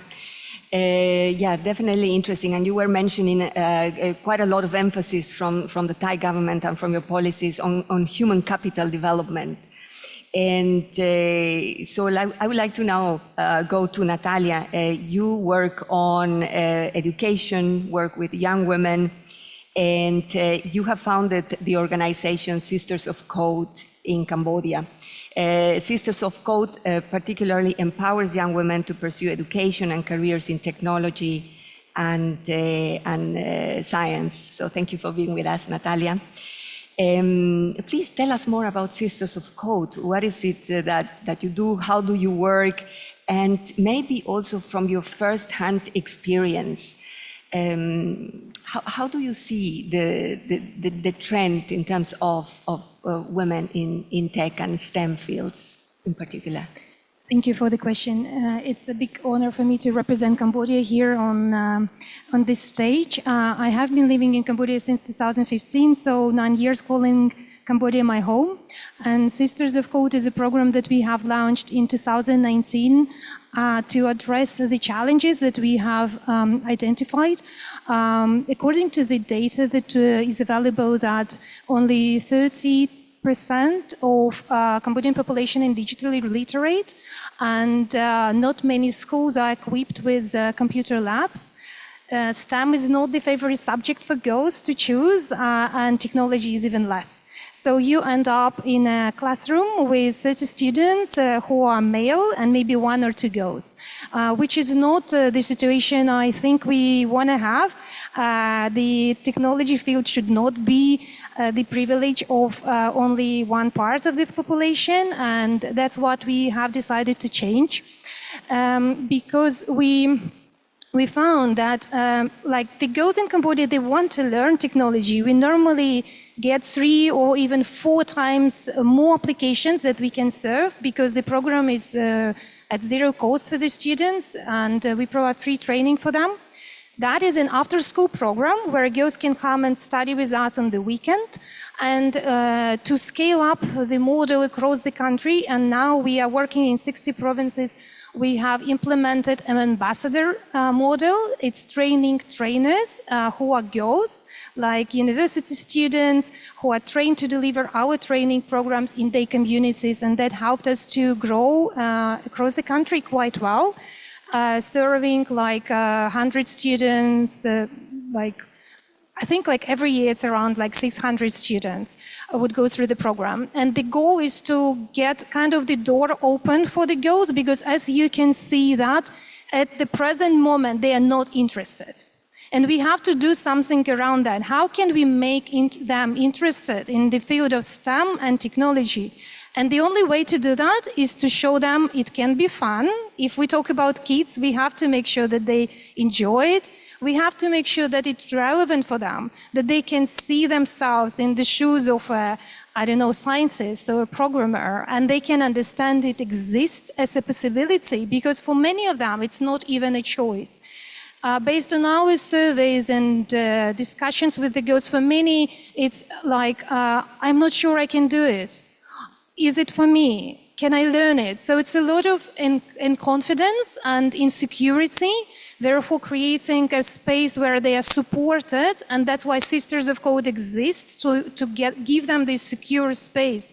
You are here to learn. You are not here to compete. You can do things. We will help you. And that's the main thing what we deliver during our trainings. And I think we are quite successful with that, because they come to our free trainings, they enjoy it. We always have amazing experience during the classes. And we always have graduation events when we invite parents, and that's the key as well. Don't forget about the parents when you talk to the kids, because I saw moms crying and coming to me after the graduation and telling, I didn't know my daughter can do this website as a cake shop and launch it. She didn't know she can do it. And that's something that we have to remember, that education is not only working with the kids, it's all working with the society, with the family, with addressing gender stereotypes, and also talking to the role models and show the examples how they can work. So that is kind of my emotional speech. I hope to inspire you. If you need more proofs that it works, check our website. We have lots of stories there. Talk to me. I'm happy to show you on our Facebook page all the photos we have, and we have a YouTube channel where you can check the students' presentations and works, because the change starts with actions, and we have to act together to achieve that. And in Cambodia, we have achieved great results. Our program is recognized.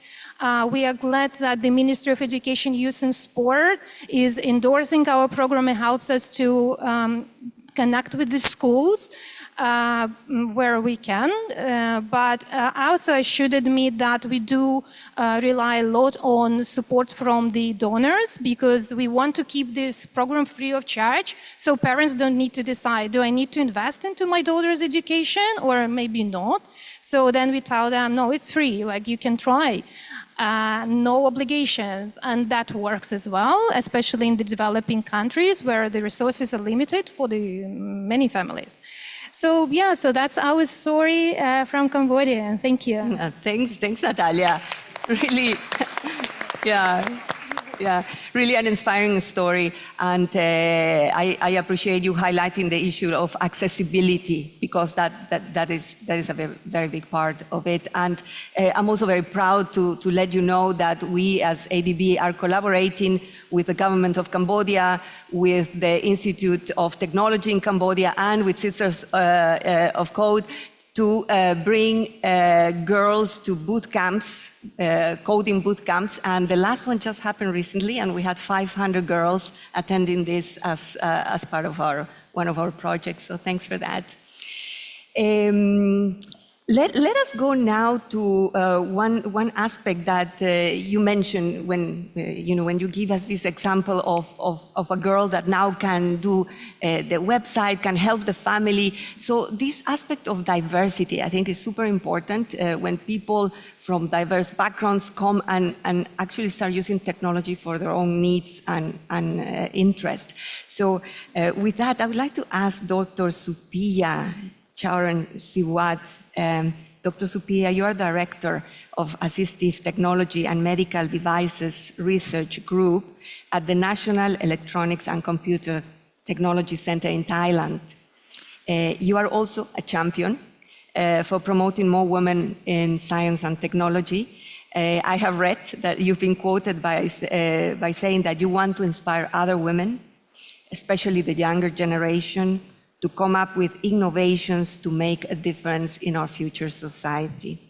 Could you tell us more about your work and why you advocate for diversity and inclusion in research and development? Okay. Can I get my slide? Okay.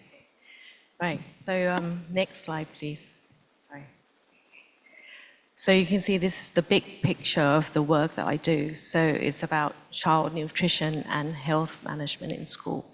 But you can see it's a big picture. It's got all stakeholders in this ecosystem. But this work has been going on for the past 15 years. It's actually my own experiences with my daughter.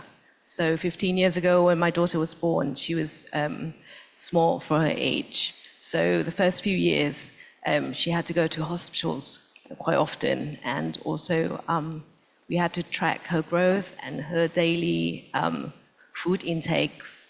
And being a researcher and a computer scientist, instead of just doing it on paper, so I decided to actually do it, just develop an app to actually track her health. And so I found it useful, so I thought maybe I can share it with other people as well. So here we are. We actually expanded the small app into this Kid Diary platform that's being used by schools. And also we looked into the topic that I was interested in, which was child nutrition.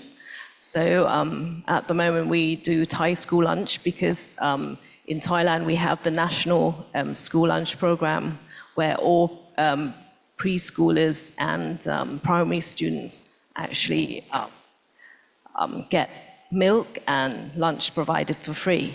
So with these digital platforms, at the moment we have over 37,000 schools using the platform, and we also monitor the health of over 7 million children here. And so you can see with all the stakeholders, we try to work with the schools and we try to work with the government that look after the schools, and also we work with the catering companies that actually do the school food in school.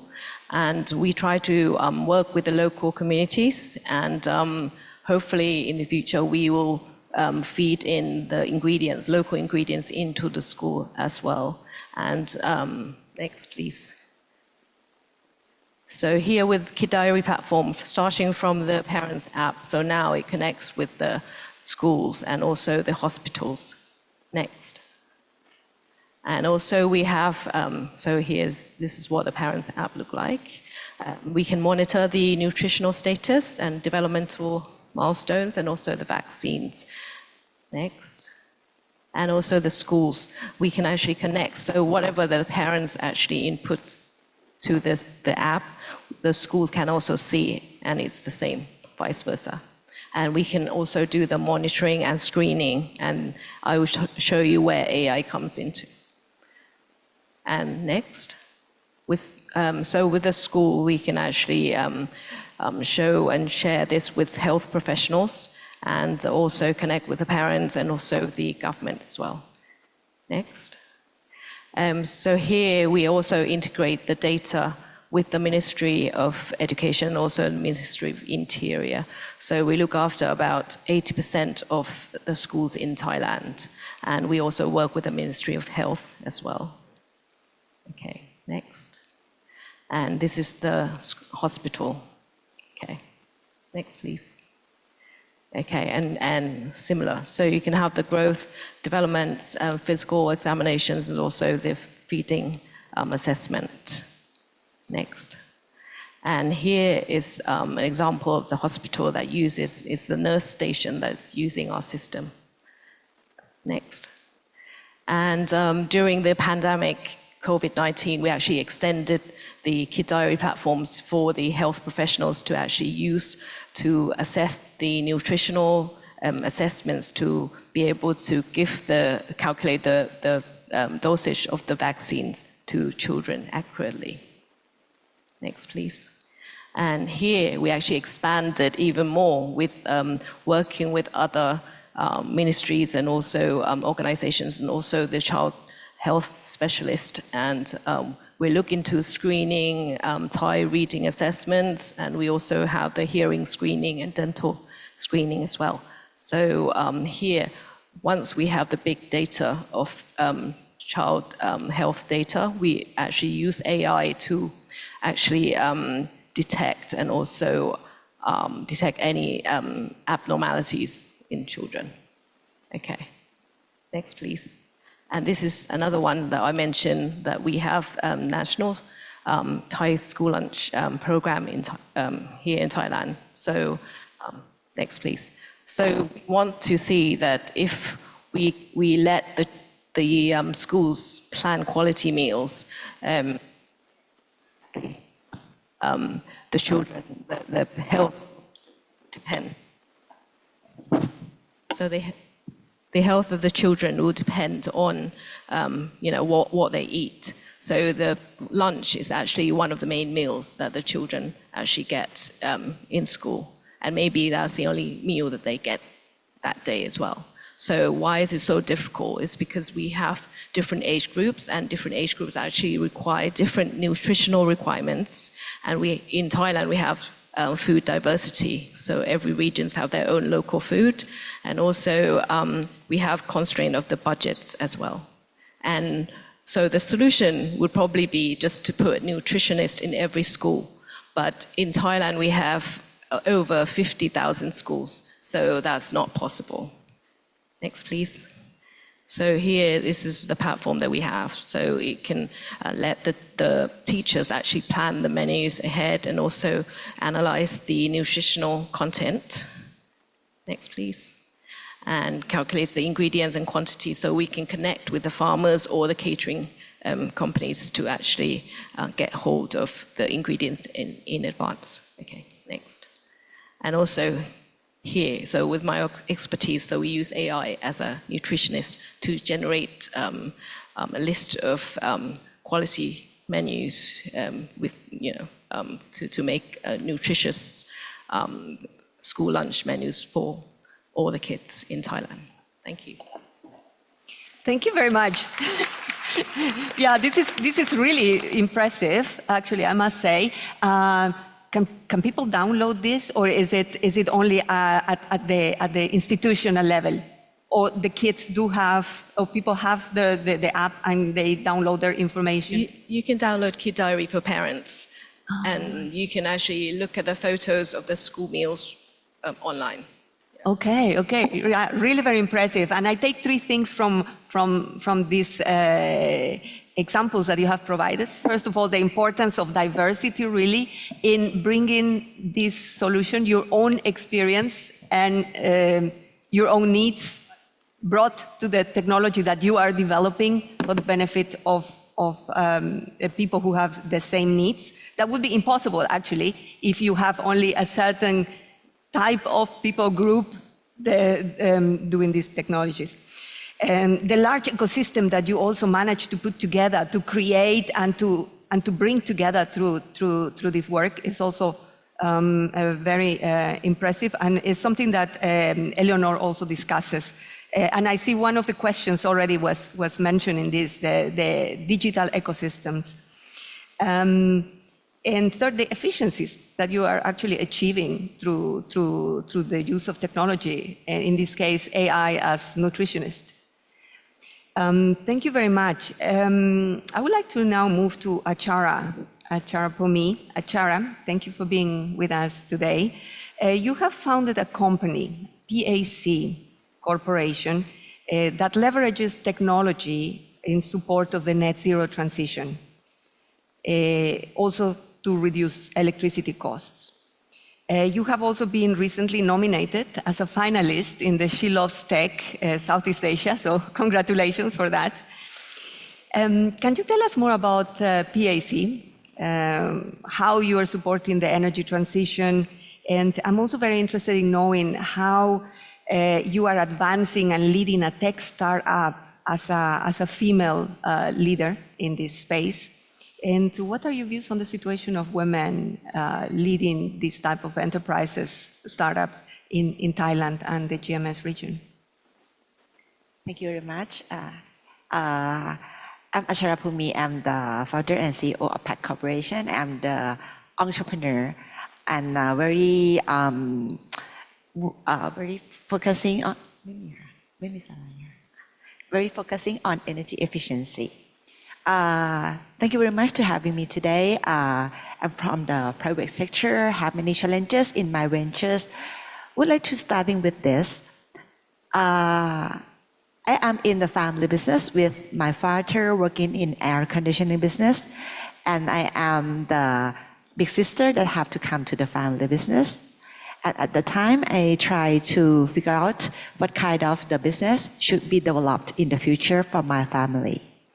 And I think that if I still be the trader of the aircon that time, around 20 years ago, it should be right now very competitive, and maybe you have to have many challenges. So back to that time, I tried to invent some innovations. It is the heat recovery water heater, which is the first one product of PAC Corporation. And later we further invent some new innovations later, such as heat pumps, solar air conditioners, and also right now we have the energy management solution, which use the AIoT to control and monitor the energy cost of the customer. we right now can help our customer reduce their electricity cost around 40 gigawatt and also remove and decarbonization their air conditioning and water heating system around 10 ton carbon equivalent. We're starting with the zero in quite a long time ago. Since 2017, we won the award in Global Clean Tech Innovation Program in LA. At that time, we cannot sell the product that much in Thailand because of the adoption of the energy efficiency innovative product that time is not that much, and the environment impact is not that severe. So at that time, we faced many challenges about finance, about sales, about team. But we still work very hard to develop ourselves. I learned a lot. I'm graduate in marketing, not in mechanical engineering as well. So I need to learn about the innovation, the things that we have to work, and we work very hard on business because of business is very changeable and lots of opportunity and also lots of challenges. And at the time, we try to, go in any channels, and that is the tipping point that I won the award in LA. And at that time, when I back to Bangkok, Thailand, I'm not sure is it the same in your countries, but if you have a reputation out there in international market, when you come to your own country, you will more famous. It seems like at that time. So after the year 2018, after I have very low rate of revenues, I can turn our company to be profitable at that time, and is quite aligned with the trend of the environment about the concern of the energy transition. So we have to develop ourselves all the times and have to keep innovate our innovation. As I mentioned to you, starting with we use the waste heat of the aircon to be the heating for water heater, and that is the first start. But we right now developing a lot of our new innovations to the dark market. So this is, I think, should be one of the points for the success of the business. You have to stay on developing, cannot stuck on your past success. And after that, I have been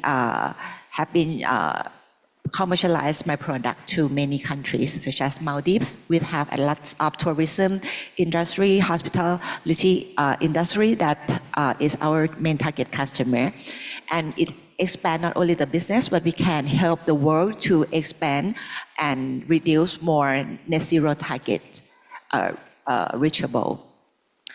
And for the climate tech startups, I would like to mention a little bit about female entrepreneur in this space. It's very challenging in climate tech due to you have some of them, they develop the hardware solutions in other software. It's highly investment. It also very easy to copy, and sometimes it's very complicated to installation. About the technicals, about the teams that will go to support you is very challenging as well, due to it's like the male-dominated industry. So even it's very challenging and very tough there. And especially if you are a female entrepreneur, not graduate in STEM as me, you need to make the connections with business partner. Like me, I am working with many leading air conditioning and heating company in Thailand and international market to keep advancing my innovation and the market. I connecting with many institutes. NASDAQ is one of our networking for R&D. And we keep networking with the customer, which will support our innovation. And you have to find the right customer who had the intention to buy your product. Not every customer will buy your product. So this is the tips that I try to remind our team members and also the junior entrepreneur that would like to come in the climate tech space. But in Thailand, I don't think the gender bias have that much challenges. So it's quite really lucky, and I have been supported a lot from my family as well and our team. So I think it cannot come alone with yourself. As you are an entrepreneur, you have to come with a team, have to partnership with the private sector and also the government to empowering everything in your company to be in the quite very competitive opportunity in the future. And the last thing, right now, I am not only the entrepreneur myself, but I am also like the climate tech hub founder in Thailand. We have almost 400 startups in our communities because of we have many, learning challenges that we have already overcome, and sometimes it's still available. So we share something like this. We have mentoring session with our members, which is female entrepreneur and sometimes not female entrepreneur. So the group of this community can help each other. We can expand the knowledges, the opportunities, and everything in our group, and we can expand to any other country as well. And it's very proud of me that we are sometimes because I have worked very hard in my venture, I have been invited as the speaker of a female entrepreneur working in this kind of business. And right now we are developing to be the speaker of sustainability to let everybody concerned and focusing about their action to make more sustainable in the future. So I would like to encourage all of you that your work can be inspired any other else nearby you if you keep working and not only focusing on your work, but how to expand your capability to help another person, other people, the communities for this sustainability target. And this is for my point. Thank you very much. Thank you very much. Thank you for that, Achara. So you mentioned the representation of women really and having that voice. So the networks amplify actually this representation, this presence, right? So thanks for bringing that to the discussion. And now I would like to bring back Eleanor. Is she still with us?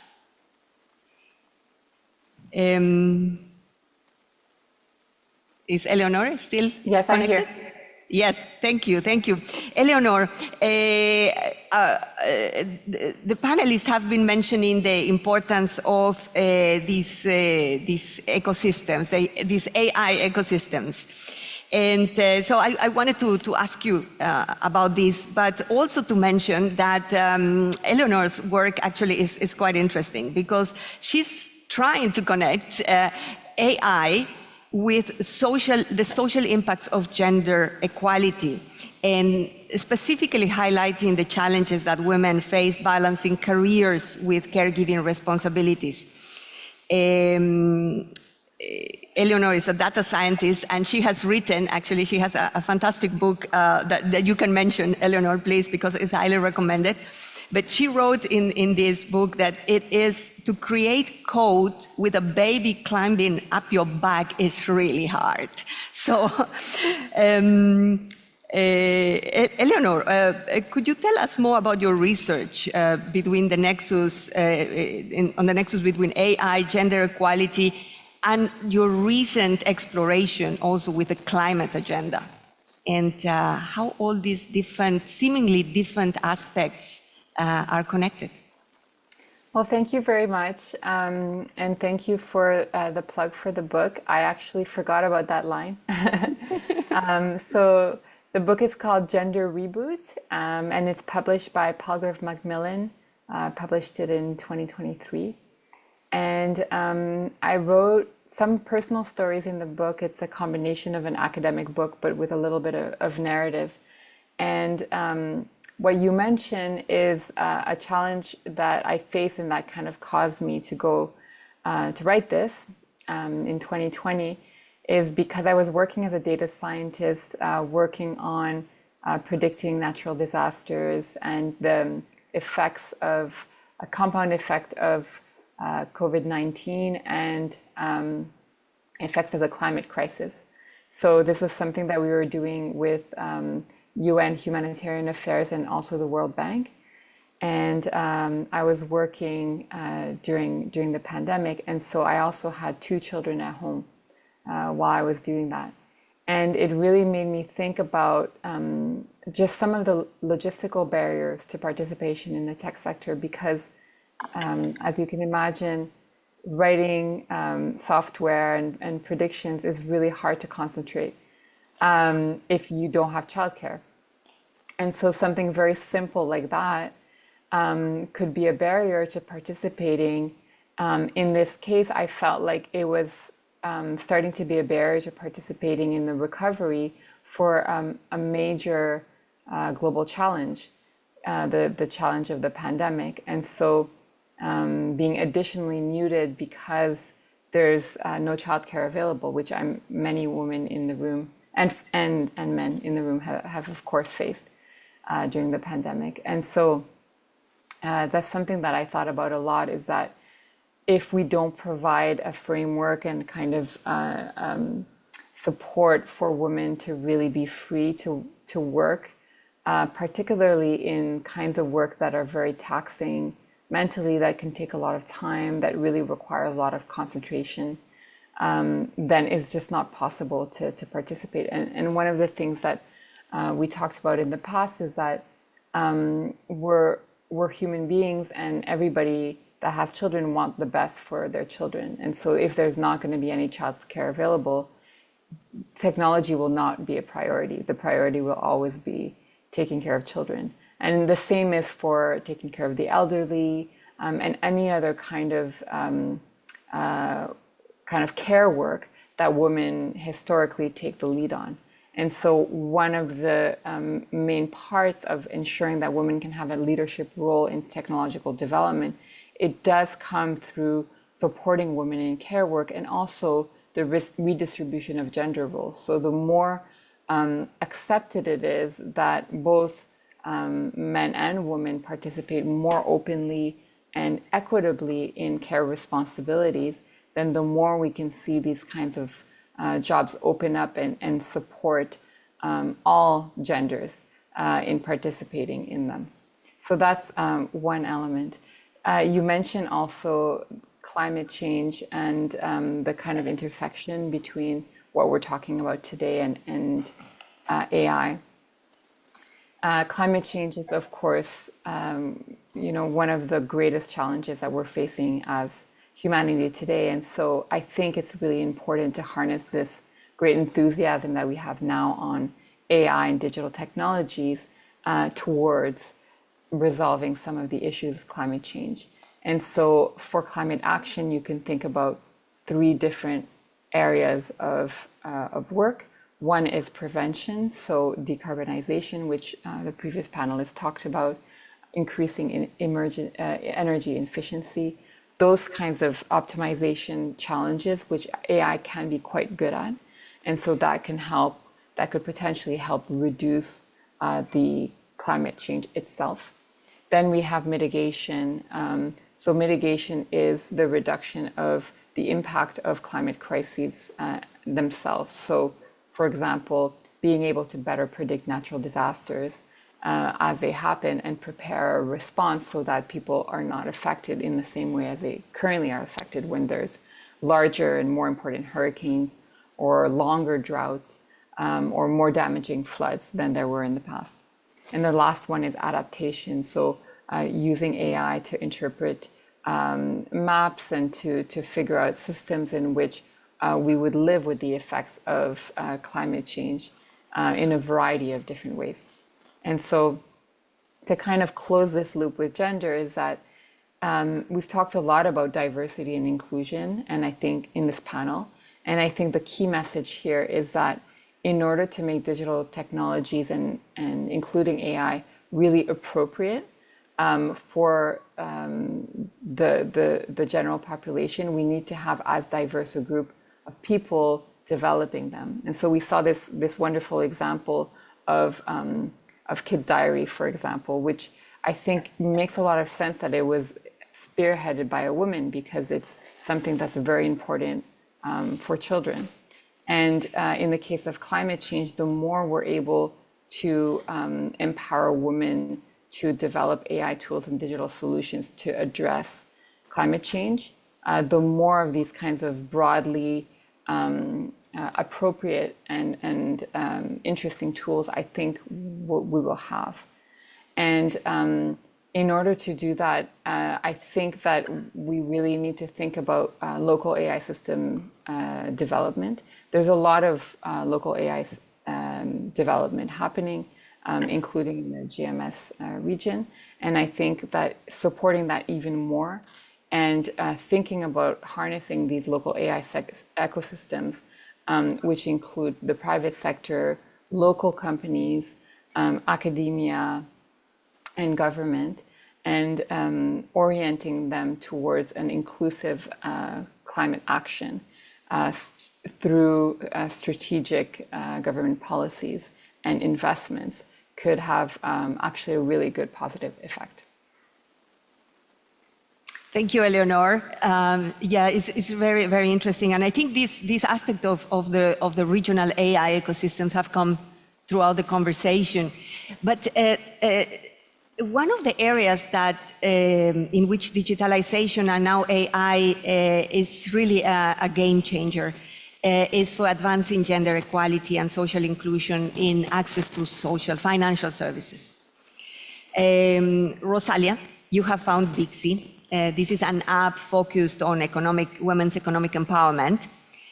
How does this app work, Rosalia? And what have you learned towards how technology can tackle deep-rooted inequality through basically tools like the one you developed?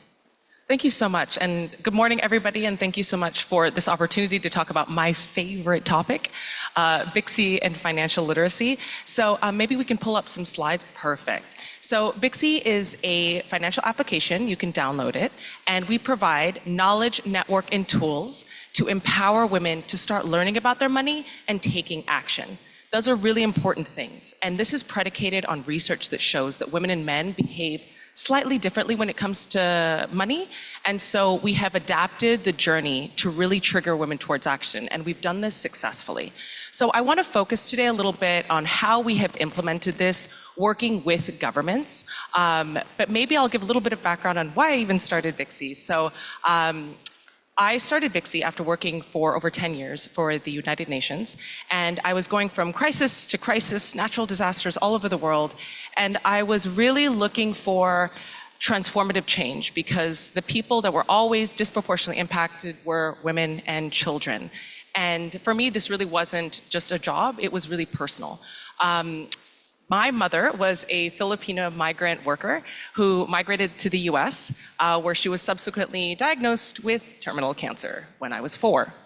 And it was thanks to one investment decision that she made by talking to one of her friends that completely transformed the lives of me and my sisters. And for anybody in this room, please buy life insurance if you have children. There's my pitch for our partners. And so it's really important. I realized that transformative journey not only paid for our education, it is one of the sole reasons responsible for me even sitting in this room, being able to talk to these esteemed guests and help support the organization of this event. So I'm so grateful, and that's what investment is. I think a lot of people think about investment in finances as something that happens on Wall Street, but it really is. It's so accessible, it's so cheap, and with technology, you can start that journey today. So I want to talk about Project Rise. This is something that we did in the Philippines in partnership with USAID and the NGO Catholic Relief Services. This is the type of transformative change I want to see all over the world. I want to see in the GMS region. So this is my pitch. We have an exhibition table in the front for all of those who want to learn more about Rise and how we can work together. But Rise is resilience investments for SMEs that empower women. We conducted this project in the Philippines. We worked with Filipina micro and small medium enterprises, both existing and aspiring. The project looked at, we gamified financial literacy. So if you go inside of our app, you can play financial games. We set up a baseline based on international standards on financial literacy, and we tracked whether or not women were learning over time. Once they were able to get enough points, their grant was unlocked. So USAID wanted to push cash. So rather than just giving cash and not knowing what was going to happen with it, We tranched it out. Over the course of a month, we gave 3 different tranches of cash. Every time you learned a certain amount of points, the payment gateway that we use in partnership with our regional bank would disperse, and the women would be able to access their cash. But that wasn't enough. All of these women that were selected for this project were all impacted recurrently by climate-related disasters. For anybody who's lived in the Philippines or anybody who lives in Southeast Asia, typhoon season is something that just regularly wipes out the livelihoods of so many women. So what we did independently as Bixi, we worked with our partner. We have a global partnership with AXA, and they provided microinsurance products, no claims necessary. We're talking in the $3 to $5 range. So again, one of the tranches was you'll have access to it when you get a certain amount of points, then you would receive your claim number. What was really impactful was that the amount of the insurance was 3 times the amount of the grant money that was given by USAID. What that means is, inevitably, next year, when a typhoon hits, their livelihood is wiped out. They're not going to go again to USAID and their implementing partners. They're going to go straight to AXA, send a text message, no claims necessary, and they receive 3 times the amount of their initial grant investment. That is the type of sustainable transformative change that I set out to find at Bixi. So we didn't stop there, of course, because we never stop anywhere. We also decided to integrate alternative credit scoring. So we use AI across our application. If you download our app, you'll see you can access, you are first prompted with a series of questions, very Netflix-like, you know, what is your goal? Where do you want to go? And then you start to see things that are recommended for you. So we use a lot of this information for alternative credit scoring that is accepted by our banking partner, Union Bank.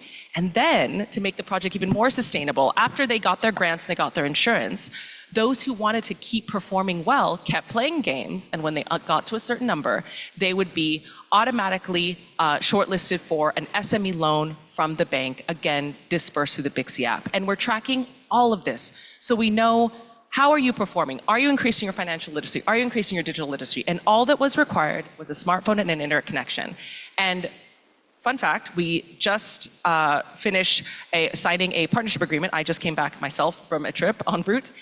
So internet connection will not even be a requirement. We're signing a deal with a satellite company. Bixi is officially leveraging space to provide connectivity in no internet zones. So because for me, last mile communities was the raison d'etre why I started Bixi, and so that is no longer even a barrier. So next slide. There. Oh, sorry, previous slide.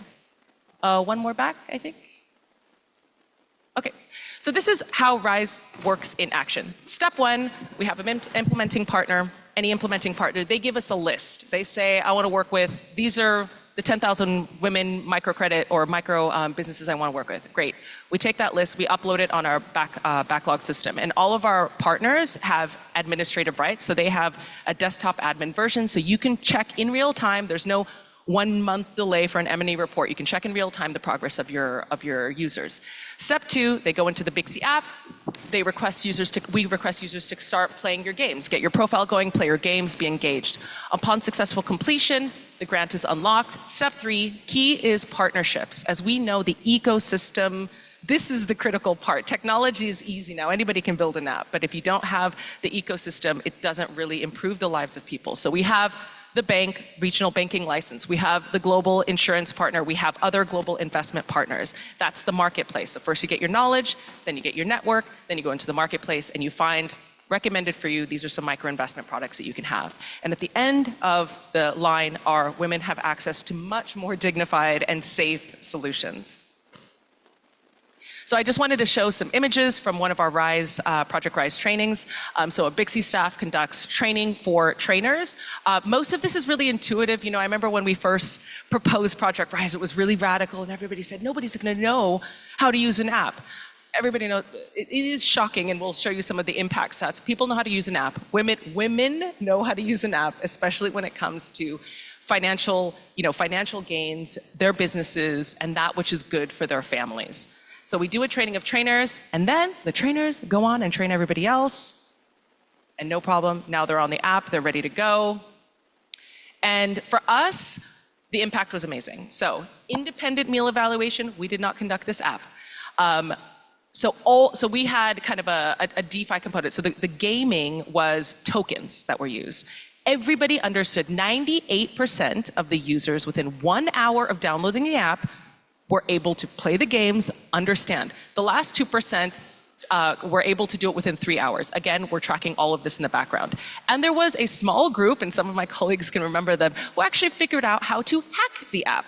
So they figured out certain games, and so we're watching in the background, and all of a sudden somebody's getting 20,000 points in 5 minutes. So again, it kind of dismisses this notion that women don't understand how to work with an application. Some of them managed to hack, and we didn't punish them. Rather, we made them our Bixi ambassadors so that they could go on and train other people.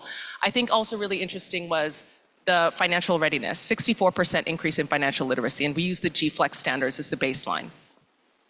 85% of the women either were transformed into business owners. Those that weren't business owners became business owners. And it was sustainable 30 days, 60 days, and even 90 days after the program had officially finished. And this is really interesting, the attendant impact. 85% or 88% of our users started using other digital financial products. Again, it's all about that gateway. Once you get over this notion I'm not in finance, I don't understand investment, you really just see that proliferation. Suddenly they're using wallets, they're using e-banking, and that's that kind of transformative change. Now they see themselves not only as business people, but as finance people, and that's the game changer. So all of this to say, I know we're running out of time, but we have a table in the front. We are looking for partners, GMS partners, partners around the region. So please come and find us at our exhibition table. We have a couple of our colleagues there, and learn more about Project Rise. And thank you again for an opportunity to speak. Thank you, Rosalia. We actually have this really, really beautiful setup of flowers here in front, but we cannot see the timer, so that's a real problem. And we have a second question, but rather than asking the question, I see that we have already some questions on Slido. So I would like to pick some of those. Okay, if you're okay with that, let us look at some of the questions that we have been receiving. Okay, so I think we answered already one for Eleanor. Suchana and Eleanor, what specific risks might the GMS face if policymakers do not proactively integrate gender equality into AI development and deployment? I think this is a very relevant question.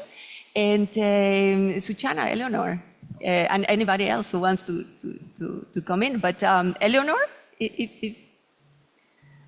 Sure. Well, I addressed some of this in the original presentation.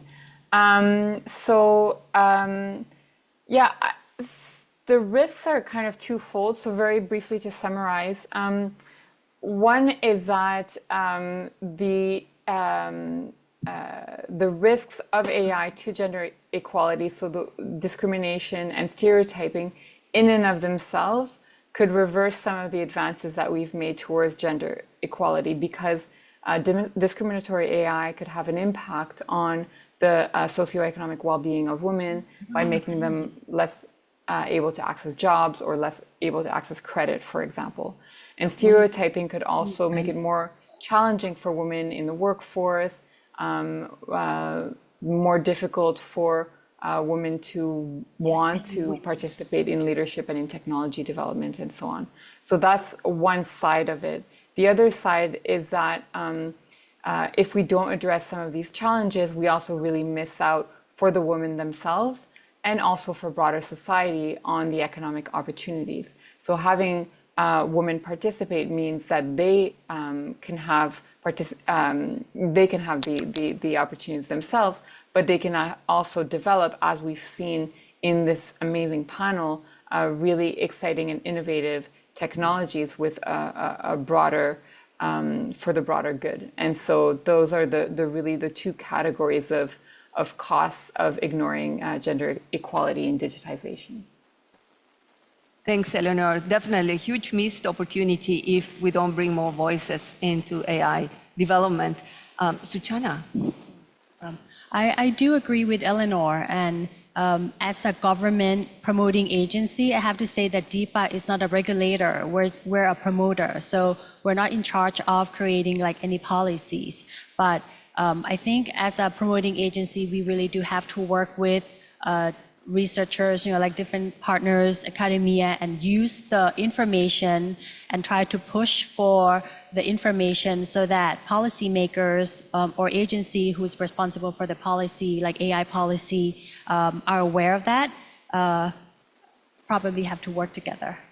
Yeah, absolutely, absolutely. I think it's joint work. As someone said during the presentations, to go far, we really need to work together.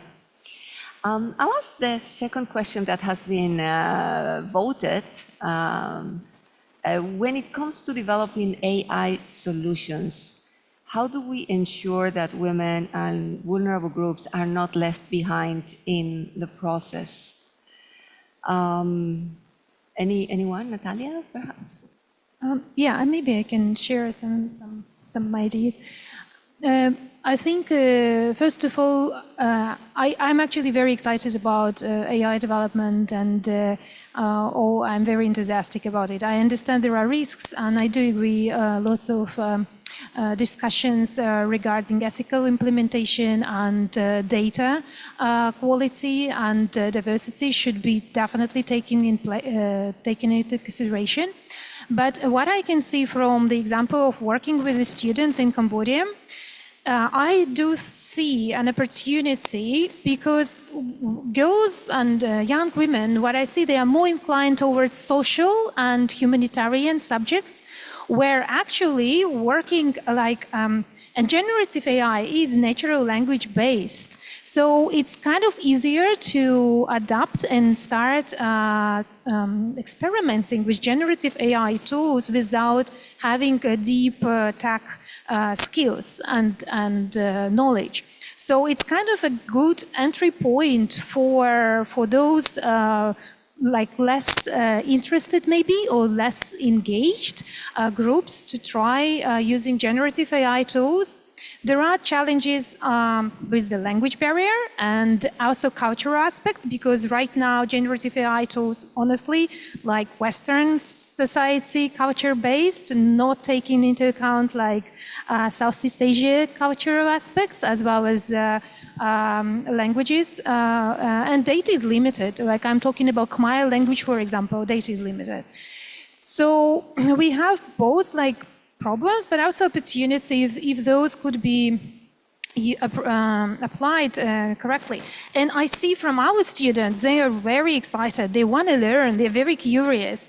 They are very enthusiastic. What can I do with that?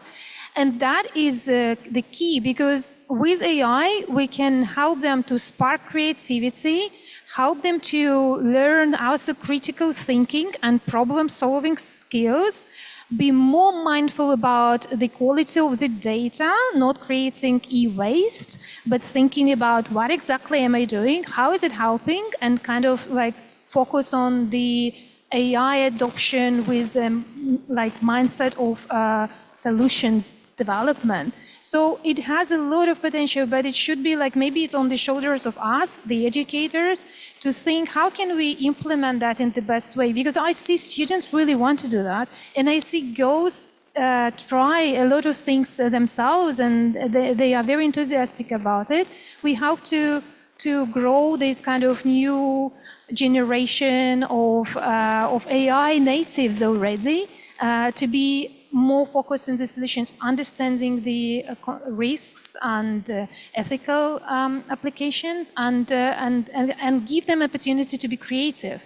So that's something that's like my ideas on that topic. Thank you. Mm-hmm. Thank you very much, Natalia. I think you are touching a very important point there. Generative AI actually uses historical data. So as somebody was saying, garbage in, garbage out, right? So how do we improve the data that actually goes into the system to ensure that we have the results that are inclusive?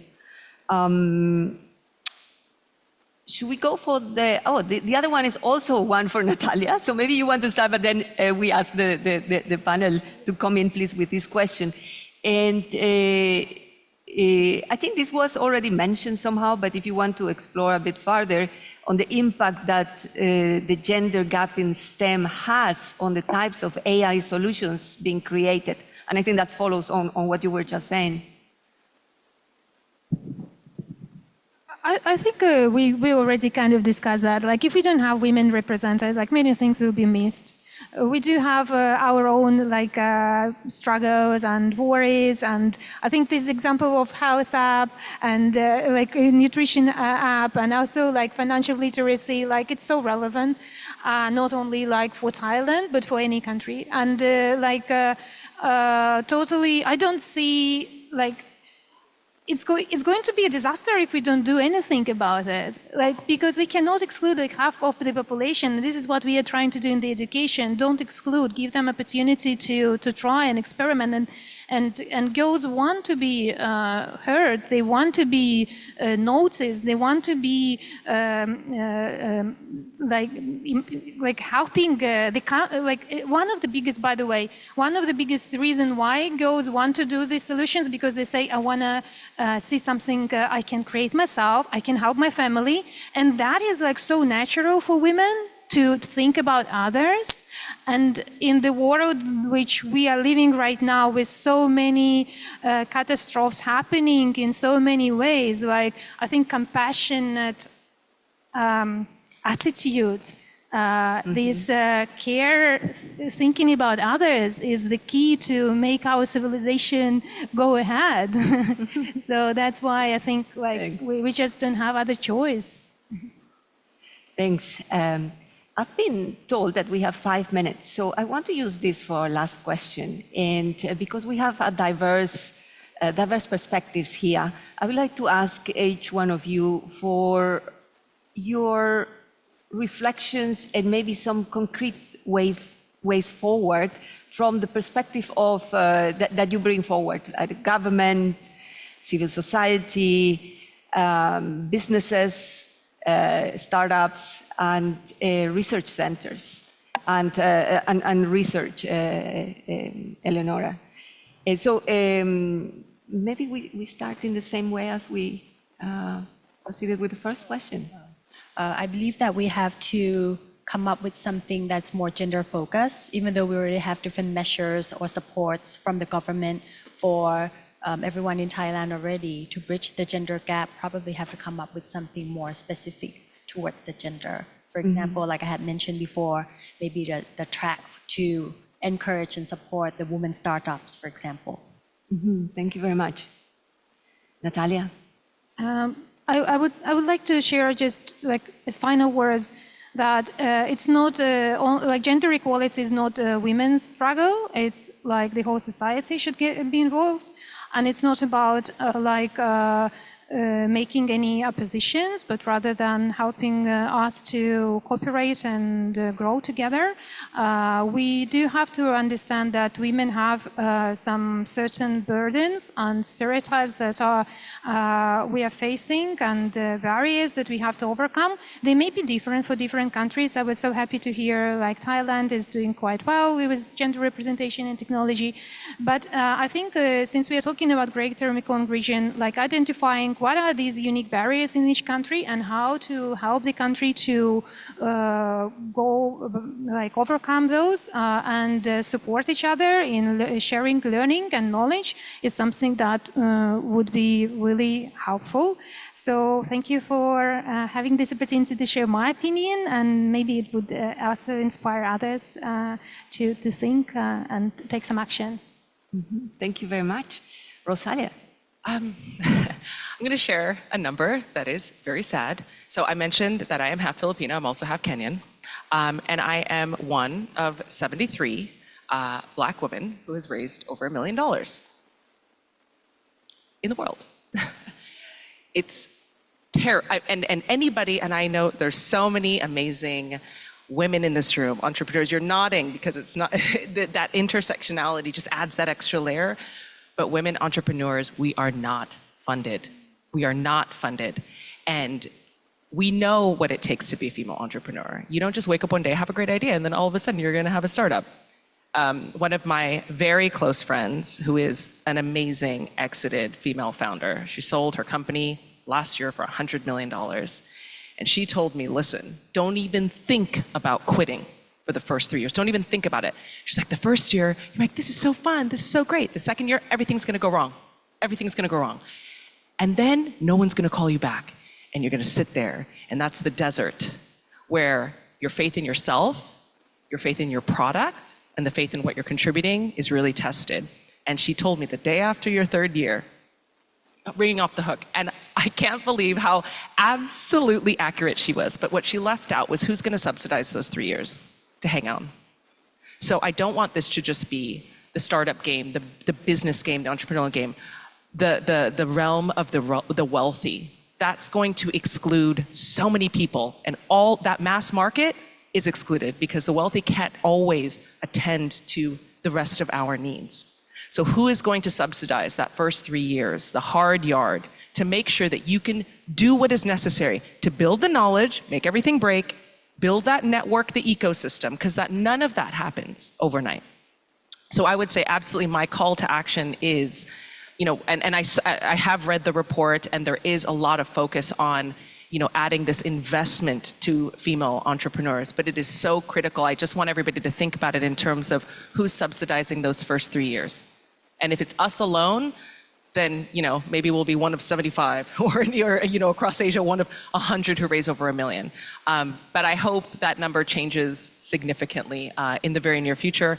I have 3 daughters, and I don't want any of them to say the following in 10 years from now. So thanks. Thanks. Supriya. Hey, I just want to promote local community enterprises. I think what we see from the data is that about 15 to 20% of children in Thailand may be at risk of delayed child development. And so I think it's due to maybe parents having to work outside of home, like going to find work in the city or somewhere else. And so if we can actually create jobs for women so they can actually stay in locally and just be with their children. So that's what I'm trying to do, yeah. Thank you, thank you.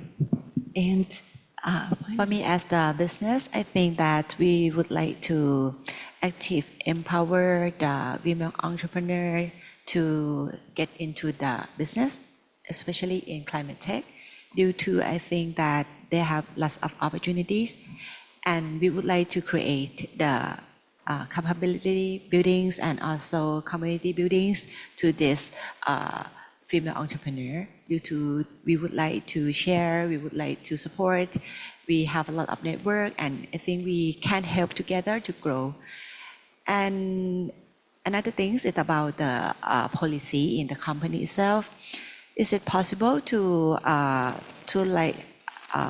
implement some kind of the gender empowering policy in the business to make more focus to support female in your company, in the workplace, marketplace, leadership position, and anything. As a leader of the company, it's not only we are women, but we have to promote it like very really clear work as a policy of the company. Not it's not like just the word or you just doing it, but you have to written it and you have to announce your policy about gender in your company to everyone in your company, to getting everyone engaged in your campaign, and also the partnership in your value chain or supply chain to all together support this kind of empowering female in the community. So this is my point of view and would like to be my action in the future. Thank you very much. Thank you very much. And Eleanor. Well, I think what was already said is really good. And I really echo what Rosalia mentioned in particular about the financing available to women. This is particularly true because it's not just venture capital. National governments around the world, multilateral organizations are spending a lot of money on developing AI funds and AI, supporting local AI development.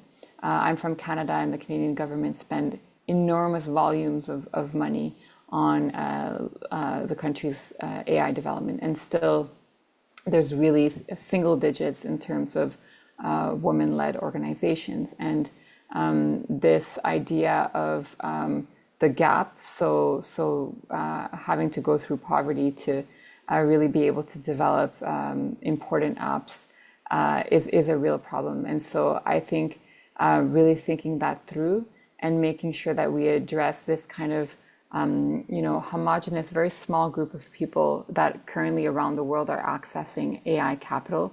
It's really a handful of people, and it's very much the same kinds of people that get capital over and over again.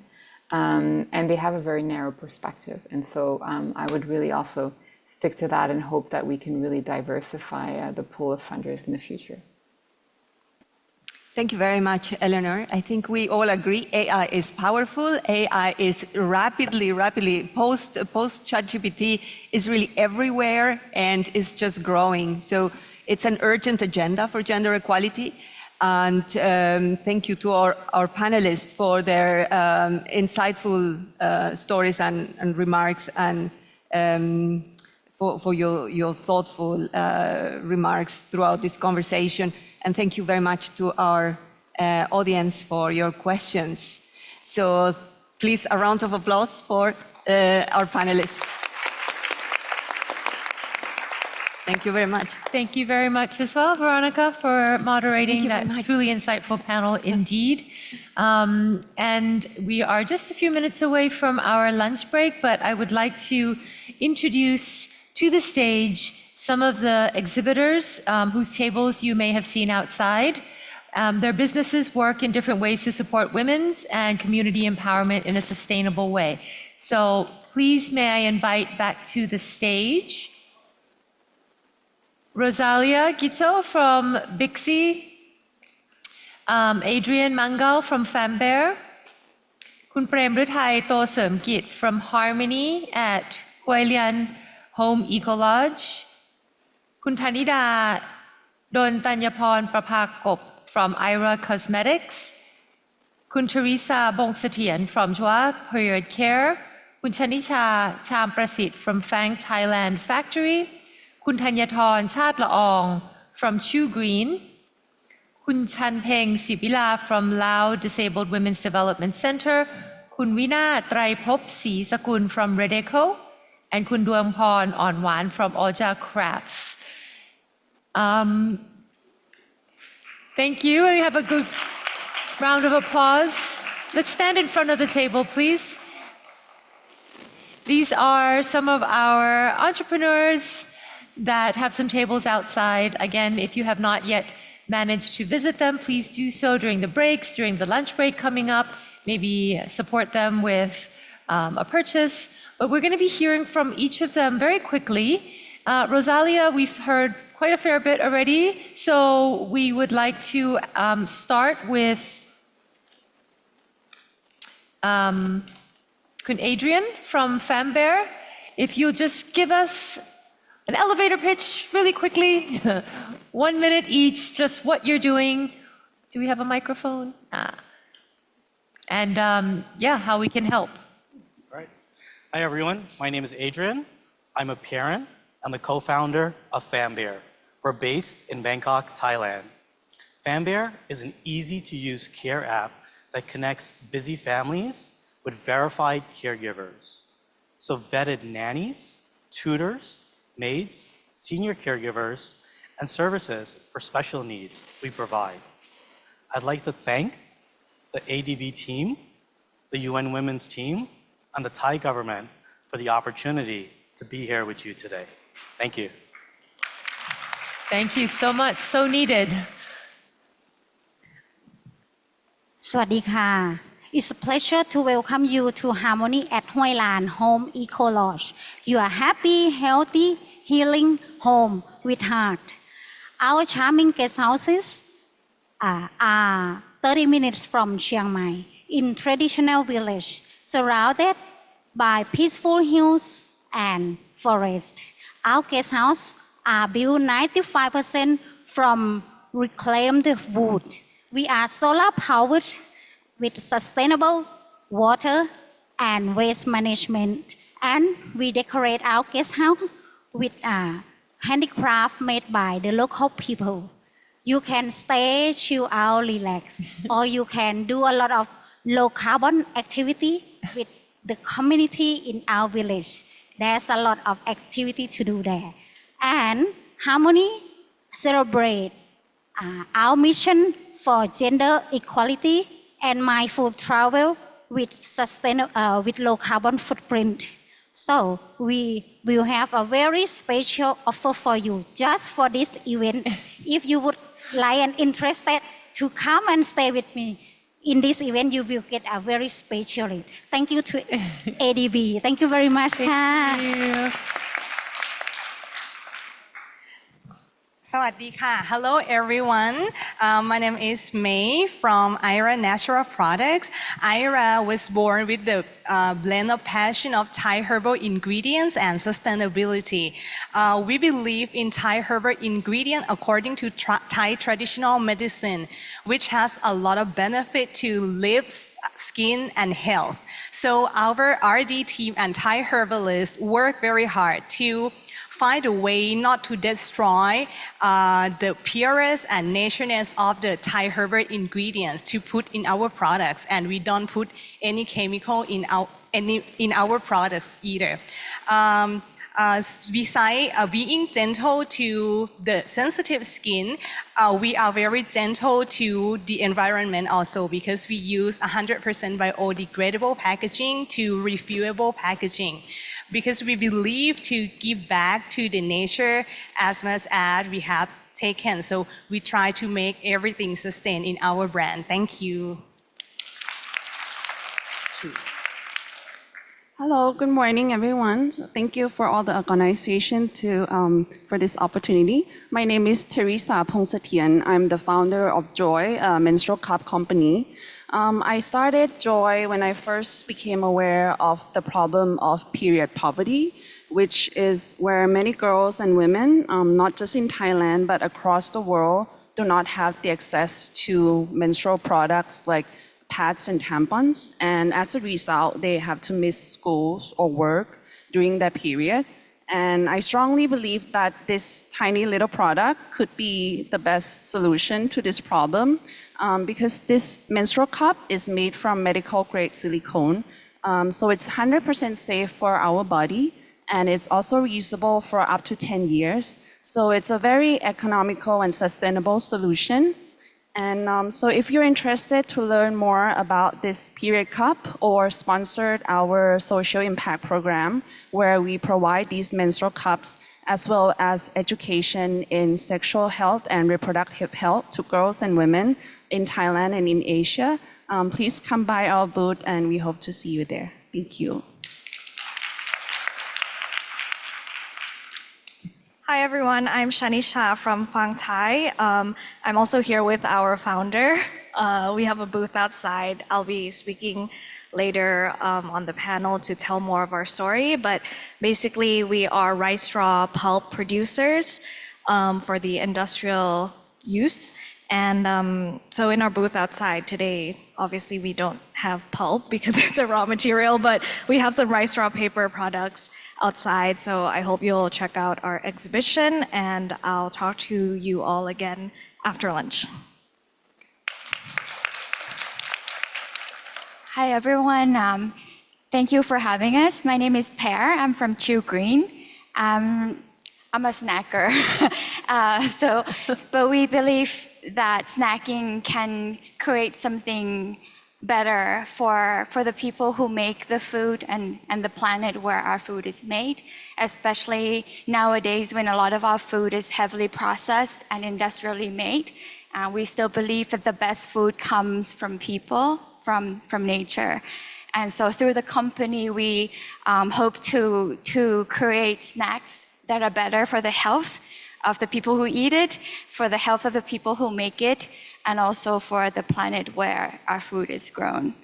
So we invite you to try some of our dry fruits, naturally, nothing added, 100%, made from locally grown Thai fruits, which is the best in the world. So please come by our booth. Thank you.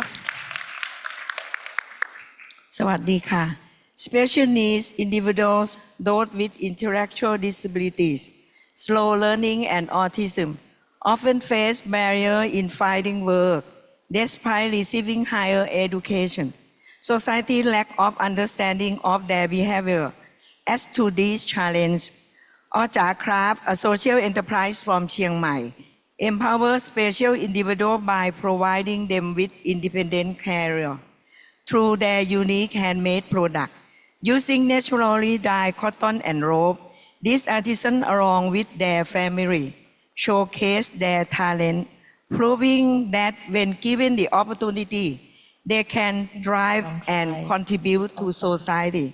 We invite you to support and help create a world where people with disability can live with pride and independence. Thank you.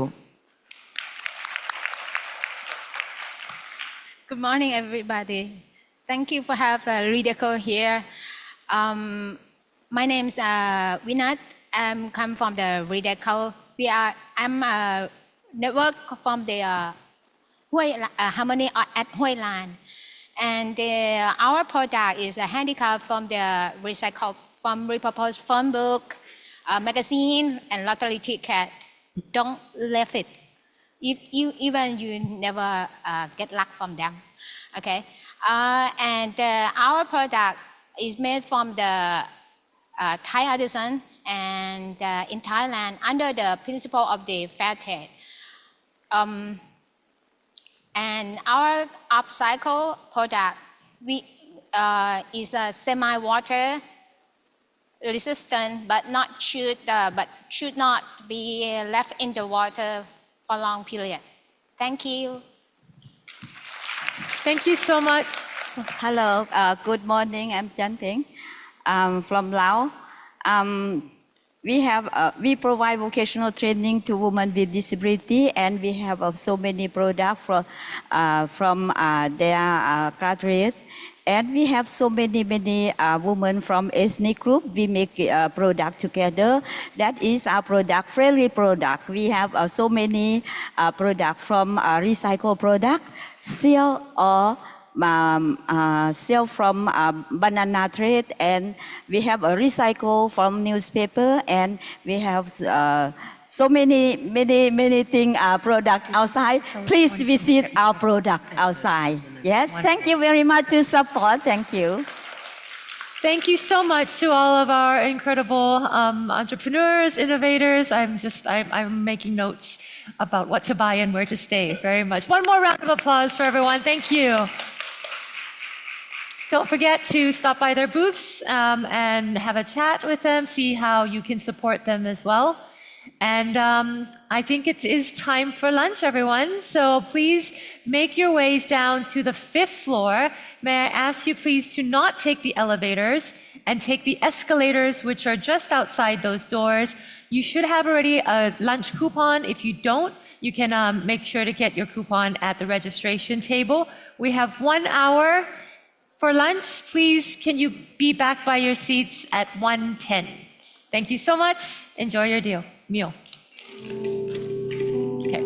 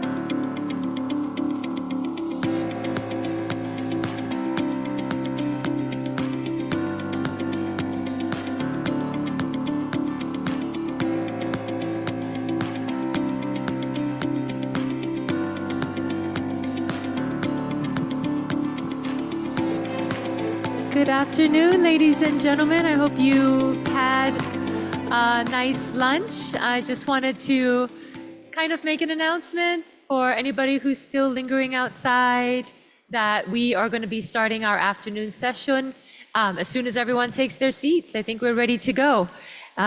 Just a friendly reminder that we have the QR code for Slido. Please send in your questions, comments, feedbacks. We have two sessions for this afternoon. So anything that you want our panelists to discuss, please go onto the QR code here. We also have your pictures. I think you've seen them flashing up on the screen here. So make sure you download that and post it to your social media. Don't forget to tag GMS Forum 2024. Also tag ADB Gender, Gender Equality, Social Inclusion. And we have Artipania that's going to be busily scribbling and drawing for our second sessions as well. And then we will see their final wrap up and key takeaways at the end of the day. So we'll just give just a couple more minutes and then we're going to get started. Thank you. 2 minutes. Okay.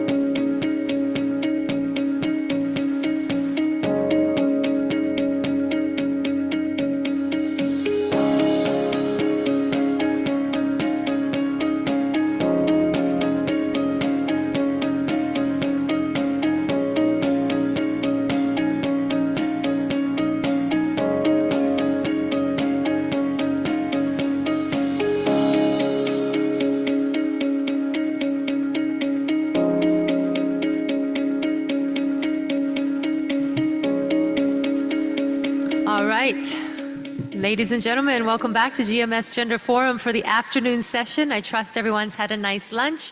You've probably got to know each other a little bit better and ready for some more insightful discussions this afternoon.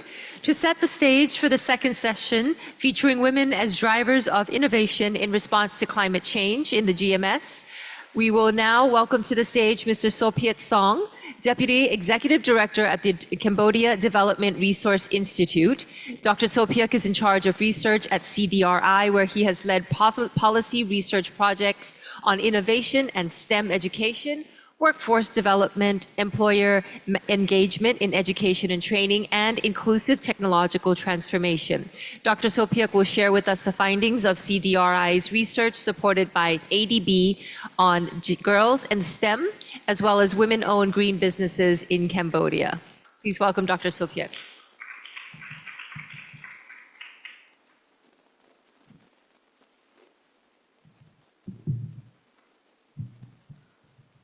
Good afternoon. Thank you very much for the opportunity to present our study and, of course, a case in Cambodia about women adapting to the new changes, innovations in technology as well as green practice. Next slide, please. Sorry. Can I have the controller?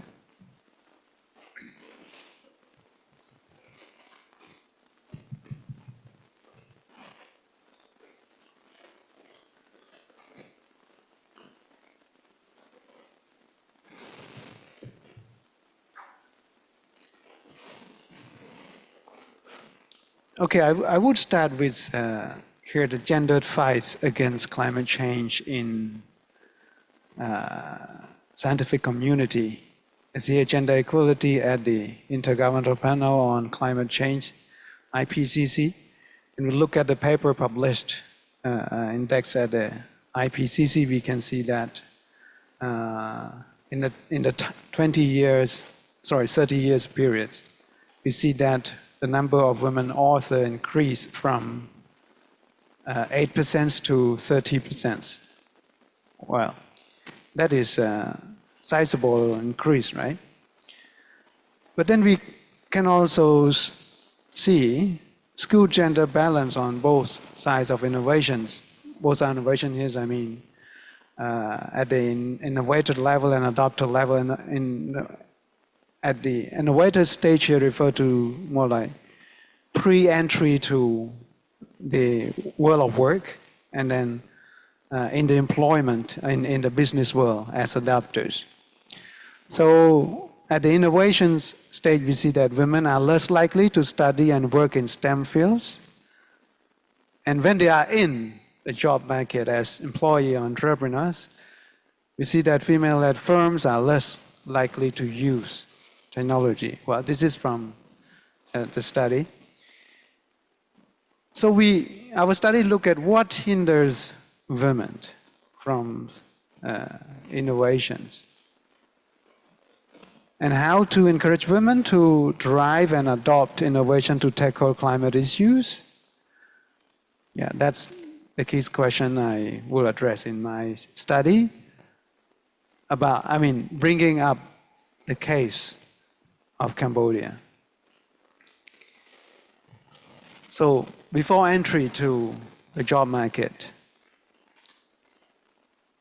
just a quick picture, a big picture in ASEAN's regard to women in STEM's major choice at university levels.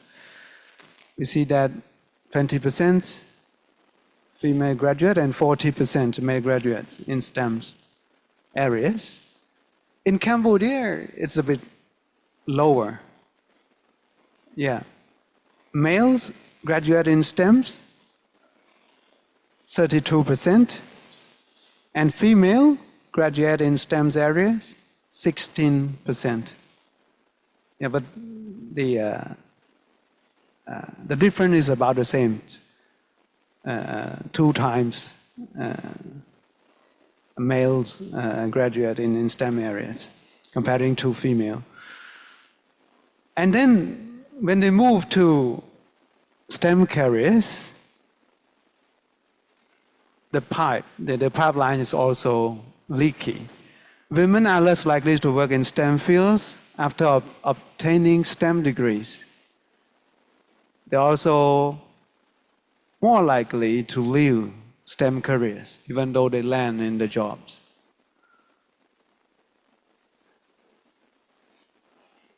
Example from Cambodia.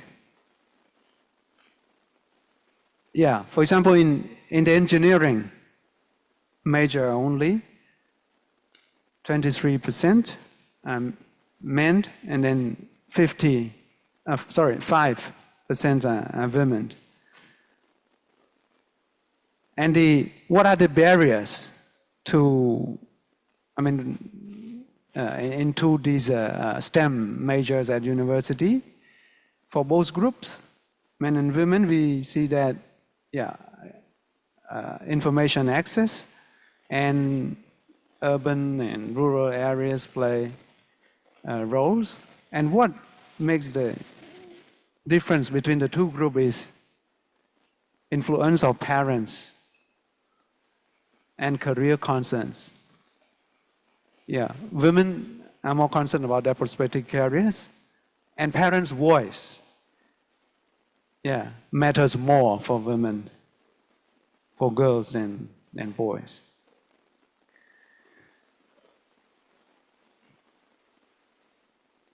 Okay, and after university, is this from Cambodia population census?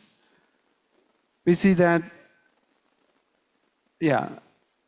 after university, most of them become an employee. Yeah, they hold jobs at certain enterprise.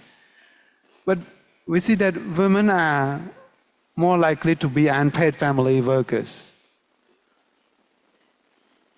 Yeah, they tend to be at home or close to the home. Yeah, more women and becomes, then men become homemakers after they marry. And if we look at the employment by sector, we can see that gender gap in occupational choice after STEM education, women tend to avoid male-dominant sectors. So they land jobs in sales, admin support, and education and healthcare. And we look into what prevents them from, taking in the jobs other than the sales, admin support, and educations. And here we see that information access, again, influence from family, gender norms, in terms of preference towards occupations, and job preference is the fourth priorities. Yeah, I will look into it one by one. Limited access to information was mentioned as the most powerful factors preventing girls from going into STEM-related careers. Yeah, 30% of them mention limited professional work, and slightly more women mentions these barriers. Influence from family. Yeah, again in Cambodia, parents tend to give more freedom to boys in terms of decision making.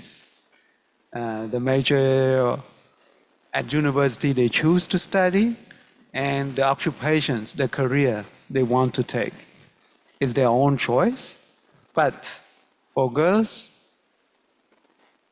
more power from parents. It's a family choice. It's almost a parent choice, and it's still very influential, even less in the city, I would say.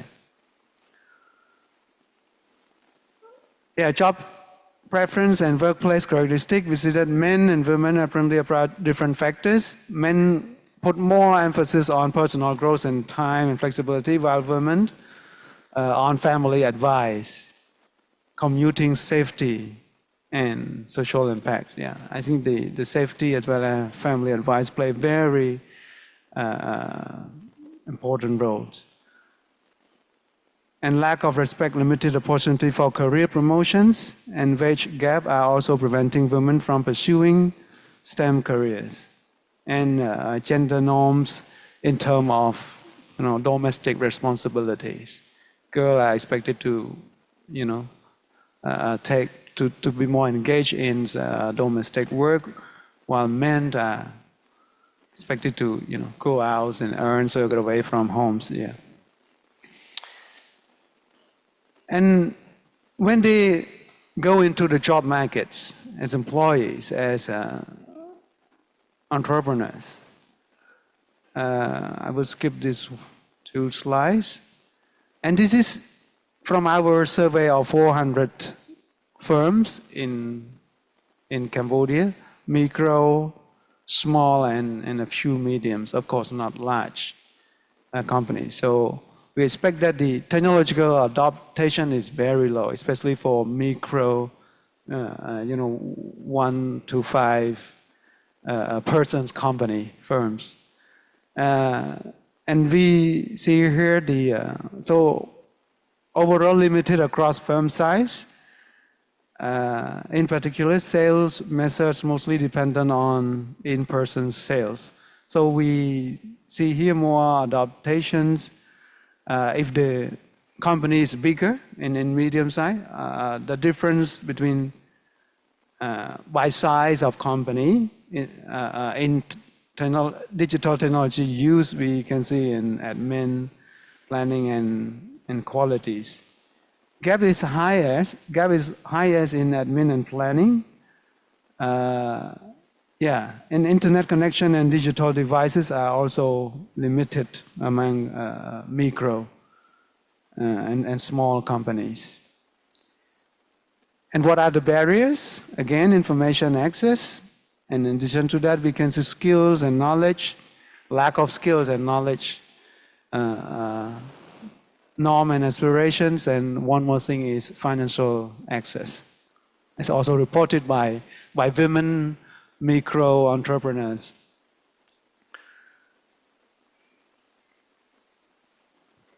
Yeah, I will skip this part.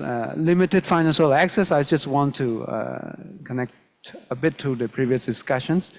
As we can see here, 40% of micro and 60% actually of SME have formal loans at the time of the survey. About 20% of micro and small firms use informal loans from family, from friends. And the most common reason for not using formal loan is they say, well, no need for loans. It's easier to ask a friend for, you know, for a loan or family.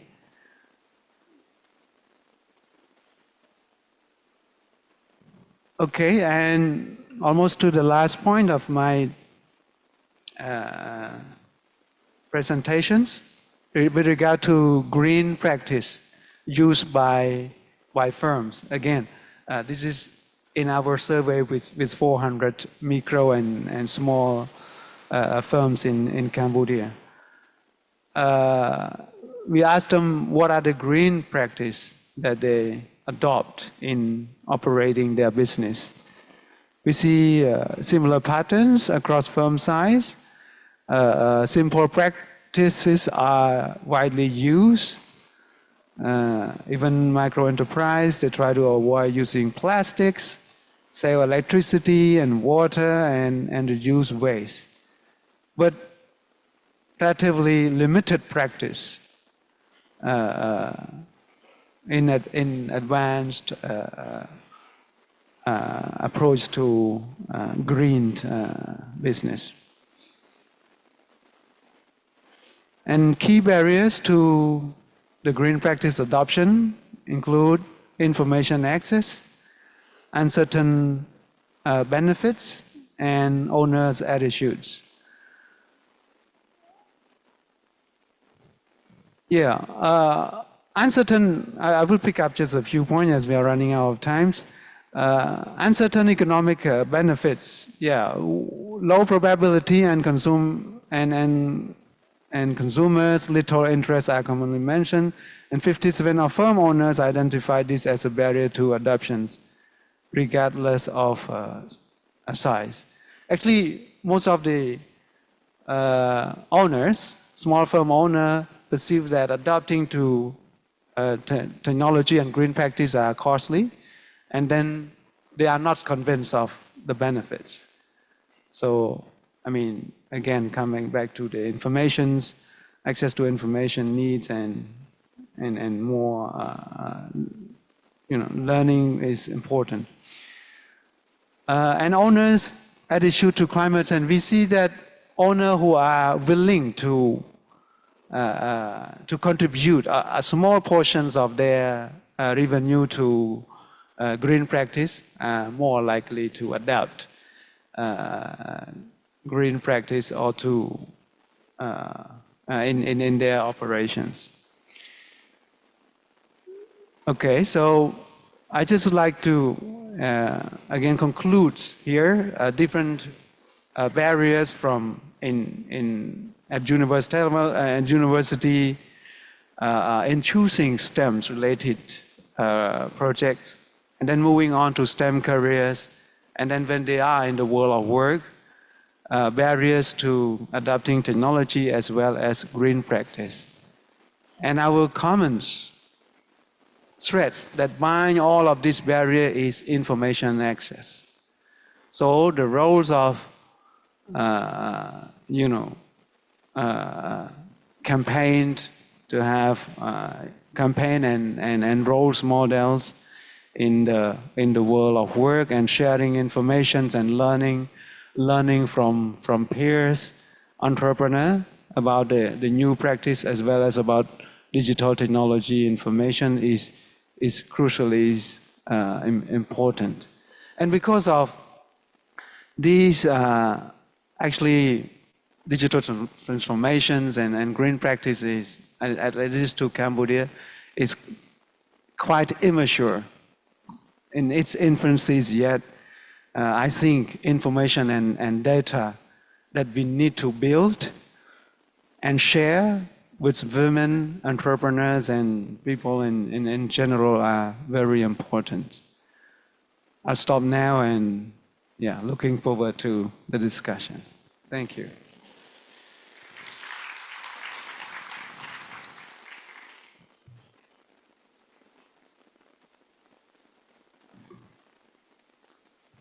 Thank you very much, Dr. Sophia, for sharing some very interesting research findings. Please take your seat here, and now we will dive into a panel discussion titled Women-Led Climate Innovation, Breaking Barriers, Building Solutions. I'm happy to have Samantha back on stage to moderate the session. Again, Samantha is the Director of Gender Equality at ADB.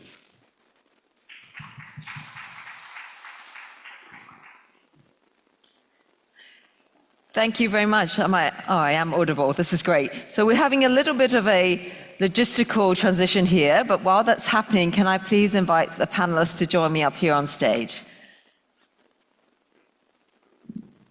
You can sit wherever you like.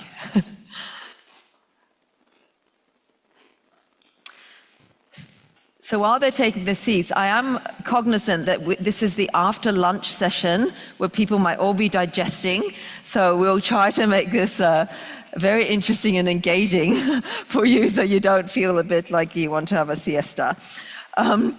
So everybody, so I think everybody heard the introduction, but just, so Samantha, I lead the gender team at the Asian Development Bank, and it's really great to be here to moderate this second panel session on women as drivers of innovation. We heard a lot of innovation in the session before lunch.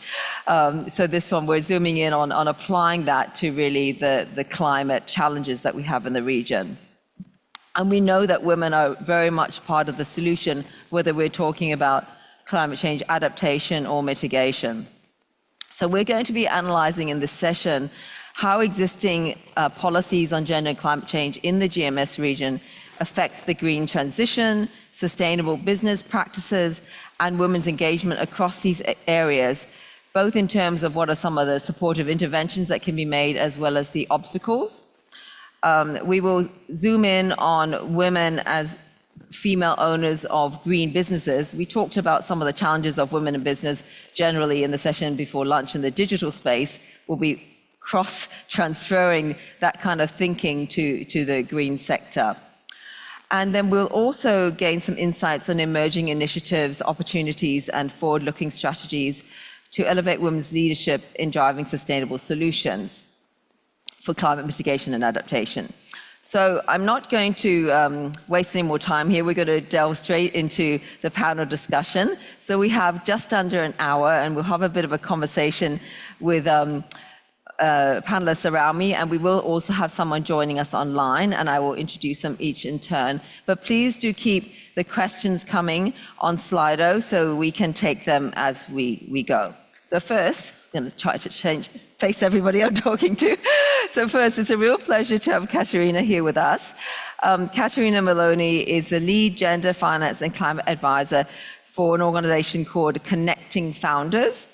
She is a gender finance specialist with over 20 or so years in inclusive finance, women's entrepreneurship, and gender lens investing. And before starting with Connecting Founders, she also worked for some of our sister organizations, including the World Bank and IFC, to design and execute projects. So she's got, I think, worked in over 30 countries, very, very broad global experience, and we're really looking forward to the insights that you can share with us today.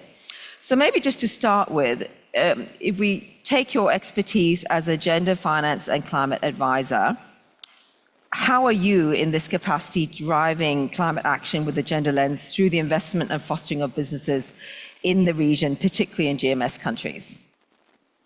Thank you. It's on. Thank you. and really nice to be here. I originally come from the financial inclusion space, so SME banking and initially microfinance. So I've always spent time working with financial institutions and particularly banks in trying to strengthen their offerings to small and medium enterprises. And then about 15 years ago, I started focusing specifically on women-owned businesses. So as part of this work, the nexus of gender and climate is very important. And the way I do it is really working with financial institutions, in this case, when it comes to climate finance, and adding the gender considerations as part of that, which is fundamentally getting financial institutions, when they look at their climate finance strategies for SMEs, to look specifically at women-owned businesses. Now, the thing to note is that most countries have SME policies and they have climate change policies. For example, in Southeast Asia, most countries now have or are in the process of developing green taxonomies so that they can guide their sustainable finance initiatives. But these two policies typically they're separate. It's like two parallel train tracks that they don't cross. And very, very little, both when it comes to SME policies and particularly when it comes to climate change policies, is related to women-owned businesses, which means that there is no specific support. So this dichotomy is also reflected in the financial sector. So you have examples of financial institutions, for example, particularly commercial banks, that they might have credit lines, so specifically climate finance products for SMEs. And it's mostly with support of the multilaterals, such as the Asian Development Bank, IFC, etc. And then you find other institutions, other commercial banks or other financial institutions that have specific credit lines for women-owned businesses, for women entrepreneurs. But there is very, very little financing that is intentionally meant to get women-owned businesses to become more climate resilient. So certainly there is some of that. So some of the climate finance packages would have benefited or would have gone to support some women-owned businesses. But because there is such a dearth of data, there are very few financial institutions that actually collect sex-disaggregated data on their business portfolio. So we actually don't really know how much of these women-owned businesses are financed collectively through financial institutions. So a lot of the work that I do is really working with them to get them to think about it. What is the business opportunity? Why does it make sense to collect data? Why does it make sense to look at gender considerations when it comes to not only the SME strategy, but really the climate finance strategy for SMEs? And there is one innovation that I would like to mention that I've directly contributed to, and that's it's an energy efficient pilot that was actually implemented here in Thailand a few years ago. It's called e-Energy. It's part of a larger energy efficient program that was financed by the British government. And this one was the goal was simply to get the food and beverages sector in Thailand, which is huge, particularly here in Bangkok, to switch to energy efficient cooling equipment. So think about fridges and freezers, right? And that was utilizing equipment produced by a very well-known manufacturer, has a large share in the market. So there was absolutely no question related to the quality of the product. That was very well understood. But the difference in this pilot was really the flexible financing structure. So businesses that wanted to switch, particularly the micro and the small, they didn't need to pay upfront for the full cost of the unit. They simply needed to put the deposit down between 10 to 30%. And then the remainder of the cost would be paid through monthly installments for a period of up to 3 years. And the interesting thing is that the amount, of these monthly installments was roughly equivalent to what they would save in their electricity bills every month from switching to this energy efficient equipment, which is the reason why it was called a payment through saving model. So even though the timing was very unfortunate because it ended up being implemented during the COVID pandemic in Thailand, so it couldn't really reach the scale that it was meant to be, I think it was very insightful to really show how flexible payment structure can make so much of a difference in driving adoption rates. And that is particularly important for women because women tend to run smaller businesses. So this initial capital investment, this initial payment is a bigger barrier for them. So the ability to put down just a smaller deposit makes so much of a difference. Another thing that I would like to mention is also my work as an angel investor. In terms of supporting women climate innovators. I am part of Epic Angels. I think I've got the pin here. And it's the largest network of women angel investors, and we fund enterprises here in Asia Pacific. So all of the investors are women, and there is a very specific, very intentional goal of trying to get women to use their financial power to make the changes that you want to see in the world. But investees don't need to be all women. You have female founders, you have mixed teams, and then you have some male founders. And the reason why I wanted to mention is because we have seen an increase of what you call sustainability enterprises. So for example, startups in the field of recycling, waste management, food tech, and also some carbon-related ones. And many of them are actually owned and led by women. And I think this is not surprising because women have been recognized as sustainable consumers, so they really care about reducing their impact on the environment.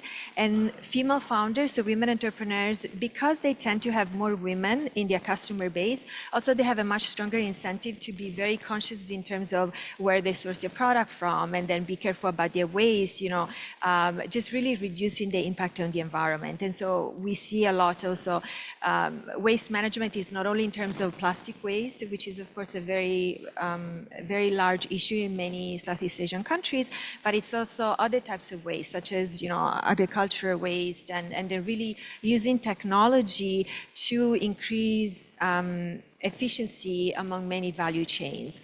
And one final comment on that is that sometimes what we see is that some of these enterprises, particularly the ones that try to connect different nodes of the value chain, might tend to take a little bit longer in terms of commercializing and in terms of scaling their business model. So that can make them a little bit more, can make VC investors a little bit more hesitant, to invest in them. And I think that's also why it's so important to ensure that there is the appropriate support, to really promote and foster this innovation.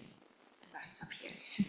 Thank you very much, Katerina. That was a very good overview, bringing some of the key issues around the need to marry gender and climate policy, and how to sort of bring that down and translate it into making sure that the right types of climate finance are going into the hands of women entrepreneurs and they're supported to innovate. And also the examples were great, and being able to illustrate towards the end how it also links to a sort of different sectors, because we were also talking this morning about this implementation plan, which takes a very sector-based approach. So how can we see all the different entry points?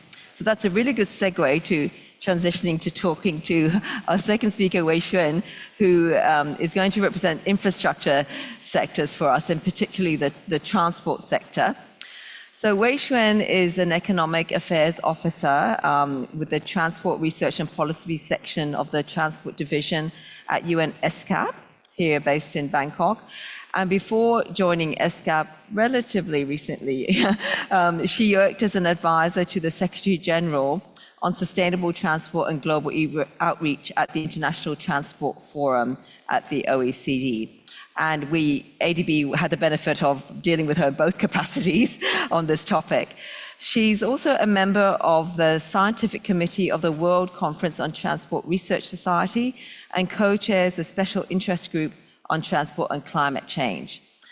So when you're talking about the big game changers in climate and which sectors need to be targeted, we know that the transport sector is responsible for about a quarter of global emissions.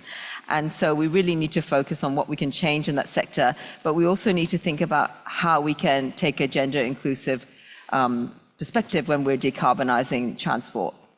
So taking that to you, I'd like to ask you to link that back of how do you think we can support the GMS to play a role here in both gender equality and decarbonizing transport goals collectively? Thanks. Is it on? Yeah. Try. Can you hear me? Yeah, it's on now. Great. Thank you so much for the invitation and for the question. So it is my pleasure to be here today to share some of the linkages that we have observed across these three sectors. So transport, gender, and climate change. And so as Samantha has already mentioned, transport is a sector that is contributing very significantly to global CO2 emissions. So the statistics that we've heard is about a quarter. However, in the Asia Pacific region, that percentage is slightly lower, so it's about 13%, but it's still a dominating sector to energy consumption, to oil consumption specifically. And we also know that it's still growing rapidly. So in terms of transport demand, Asia and the Pacific is a sector that will see increases in both passenger and freight transport demand, and also with subsequent CO2 emissions going up till, well, almost 50% by 2050. And this is also a sector that is not very sustainable. We are actually one of the few sectors that is not seeing any declines in CO2 emissions. In fact, compared to other sectors, this is one of the few, perhaps the only sector that is still growing. And so what does that mean for gender? And when I actually share some of our work in different events, I often get questions about the connection between transport and gender equality. And I think we do need to increase awareness and capacity to really understand the differences between travel behavior by gender. Women do make very different travel choices based on the different needs, constraints, and alternatives that are available to women. And so, for example, women tend to choose more sustainable modes, so public transport, and in some cases, non-motorized transport, so walking and biking. And also, women tend to make shorter trips throughout the day. And also, this is actually universal regardless of the level of development in the city or the country. So we're seeing this trend across the world. Women travel less in terms of distance, and this is primarily because women tend to choose to live closer to where they work. And another difference is that women travel off-peak hours a lot more than men. And so this is where the conventional transport planning and infrastructure design do not fit the needs of women. Because in most cities, we're seeing the trends of women using public transport outside of the conventional peak hours, which means the current system, the current services are not catering to the needs of women. And so this is just a very brief overview of the differences between travel behavior between genders. And of course, in a lot of our work, we're also looking at women as workers, as transport workers. And also this is also an area that is very much dominated by men. So globally, about 20% of transport workers are represented by women. And this percentage is a lot less in Asia and the Pacific. We're looking at between 10 to 15%. And there is definitely a clear need for us to improve the gender equality in the transport workforce in Asia Pacific and also including the GMS region, and also to really understand how we can create more synergies between decarbonizing transport and to improve gender equality. And so in terms of some of the solutions, or some of the clear linkages. So we have seen cities that have paid more attention to inclusive transport, including gender equality, by looking at accessibility. So how do we improve the accessibility to different opportunities, to education, to healthcare, that would actually improve the well-being and economic productivity of women. And so in those cities, they would actually be more resilient to disruptions caused by climate change or in situations of extreme weather conditions. And also, how do we actually capture the synergy? So a lot of the work that we're doing, not just at ASCAP, but also in the UN, is to mainstream gender across all divisions, and to really understand that, in fact, a lot of these issues are still being discussed in silos. So I've worked with countries where they have very progressive gender equality policies, as well as very ambitious decarbonizing transport targets. However, they're not really speaking to each other. They're not really fully understanding the linkages and the synergies that could be captured to help us accelerate this transition to low carbon transport or zero carbon transport. And also, well, women actually constitutes 50% of the population, and so we're not a minority, and in a lot of the transport decisions should also be made by women. And so there is a push within ASCAP and also within the UN Secretariat to actually improve participation of women. And so this falls under the category of women as decision makers. And so I see that the clock is running out of time, so and so I just want to highlight one key takeaway, that any policy that will have an influence on behavior will have a gender perspective. Anything that we think will change behavior will need to consider the different gender impacts. Because women and men do have very different transport preferences, as I've mentioned. And so if policymakers do not understand such a link or a difference between women and men, then perhaps a lot of the policies that we're developing and implementing will not be as effective because women and men do respond to different policies in different ways. So that's just a brief overview of what I would like to intervene for now. Thank you. Thanks very much, Roshan. So this is, I know that it's a bit intimidating to have a stopwatch in front of you, but don't worry. At least we can see it now because the flowers got moved. Thank you. That was very interesting. And I mean, another issue I think maybe is also important. Like if you want the population to move towards greener modes of transport, public transport, you also have to make it user-friendly. And one aspect for that is also the safety of transport. And studies have shown that if you have more women working in a train or a bus, women are more likely to then feel safer and more likely to have the uptake. So there's also different dimensions of, and uptake is important in order for the investment to be viable. So there's all kinds of different angles, but there's only so much we can cover in a few minutes. So thank you for providing a really great overview. So we'll move on to our next panelist, right next to me, Chandasha Champrasit, who is the CEO of Fang Thailand Factory. And for those of you who were here just before lunch, she was part of the row that was introducing the booths that are out there. So her factory is a rice straw pulp production company in Lampang, and it's committed to driving socioeconomic and environmental change through the business. Chandasha believes sustainable transformation can be achieved through collaboration between private industries and rural communities, and she herself is also a commercial producer. So over to you to tell us about, in your perspective as a green business owner, what are the challenges and opportunities you and female owners of green businesses and entrepreneurs face, and how can we support women in the circular economy? Thank you for the question. So I think I'll start by introducing our company because I think our journey really encapsulates both challenges and opportunities for women-run green businesses. Is there a clicker? Or you can just say next, maybe, and they can. Yes, next. Oh, he's bringing you a clicker. Yes. Thank you. There we go.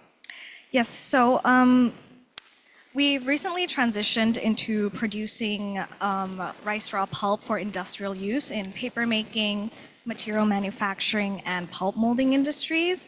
But our company really began almost 10 years ago now with our founder, Jaruan, she's actually in front, using DIY methods to make rice straw paper and crafts with her local community in Lampang. So our mission has always been to reduce agricultural burning while increasing farmers' incomes because we understand that managing open burning,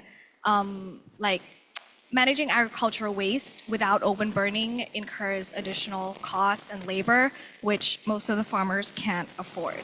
So providing financial value to rice straw is extremely important.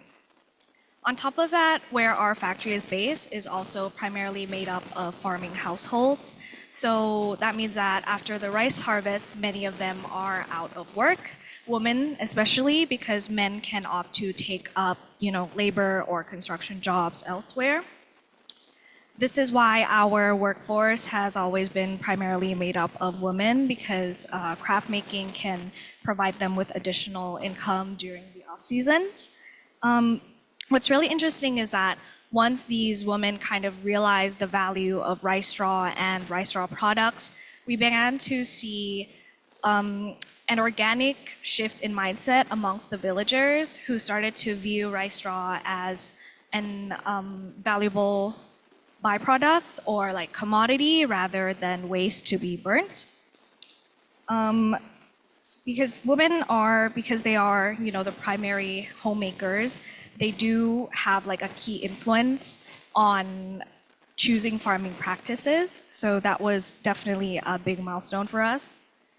At the same time, the company started gaining some traction for our plantable rice straw paper. And this is when the opportunities for being a woman-run green business really became clear. So a lot of platforms showed their support. The company got plenty of media attention, especially internationally. And this really helped empower our founder to believe that the change that she had dreamt of is possible. So this is when Phang Thai kind of shifted to do R&D on pulp in an industrial sense. This phase is also when the challenges started to emerge. A lot of the traction that had been gained before couldn't really be transformed into many meaningful relationships, which are essential for growing a business. In retrospect, we think the language barrier between our founder and international organizations was one part of it, but the rest really lies in kind of what followed or didn't follow that initial wave of visibility. What was needed at the time was capacity building and guidance for Jaruan and the team who really didn't have any business experience at the time.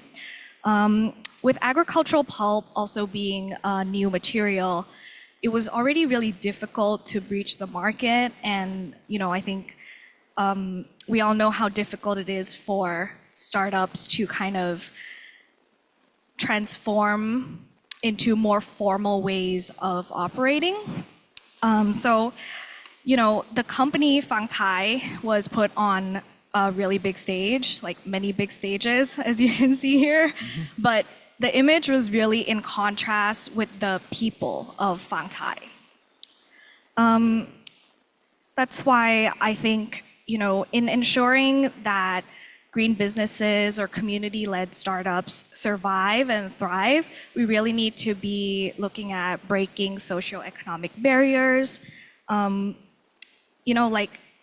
founder often says that she feels really lucky to have like to now have partners with experience in the private sector. But as for us, we feel like working with Phang Thai has enabled us to like really get through to provincial communities and learn insights that we can't really find elsewhere. So I think it's definitely a two-way street. So collaboration across diverse groups and demographics is definitely really important for fostering a circular economy. Thank you. Thank you very much. That was really interesting and really always really nice to see some visuals and put some real life. And again, a plug for the booth outside. Please visit it during the breaks. So we're now going to move online, and hopefully you can see on the big screen our speaker, who is Mr. Nguyen Si Ling, who is joining online from Vietnam.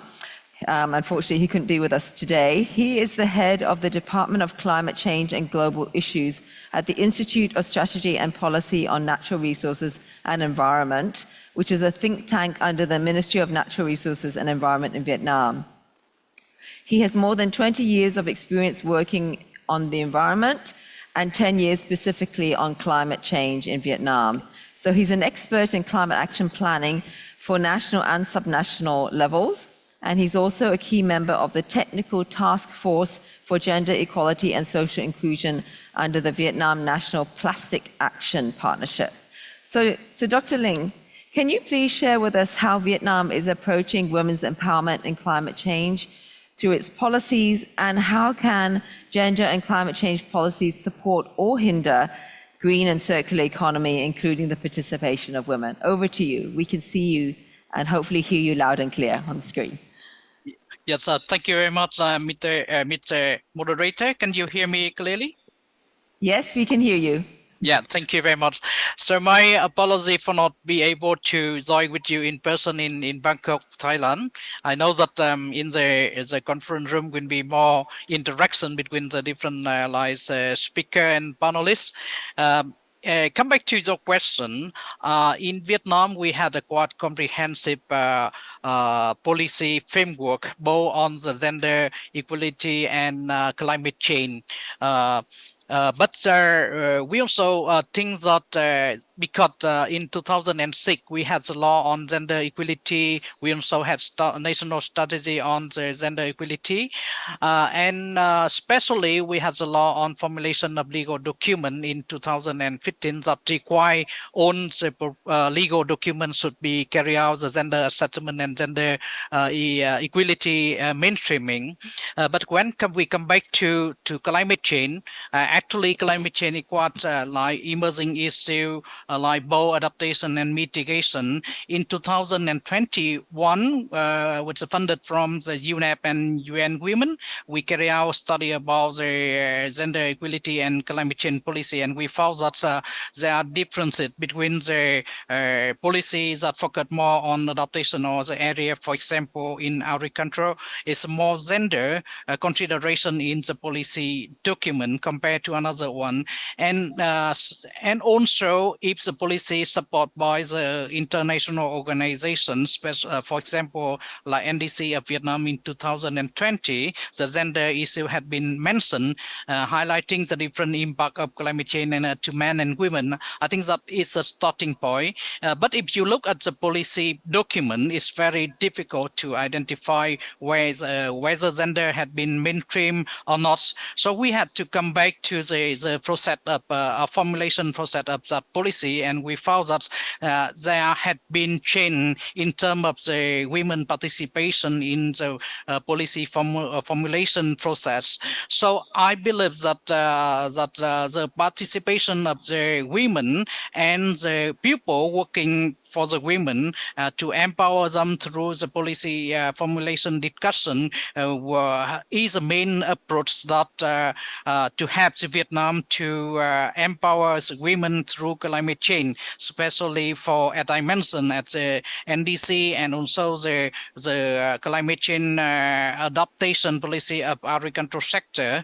But this one still very focused more on the impact to consider women as a victim of the climate change, but did not mention or consider the role of women in tackling climate change impact.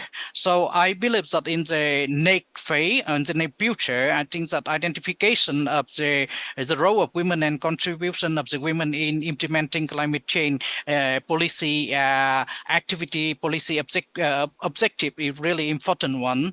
Come back to your second question about the how the gender climate change can support green and circular economic, particularly in Vietnam. I think that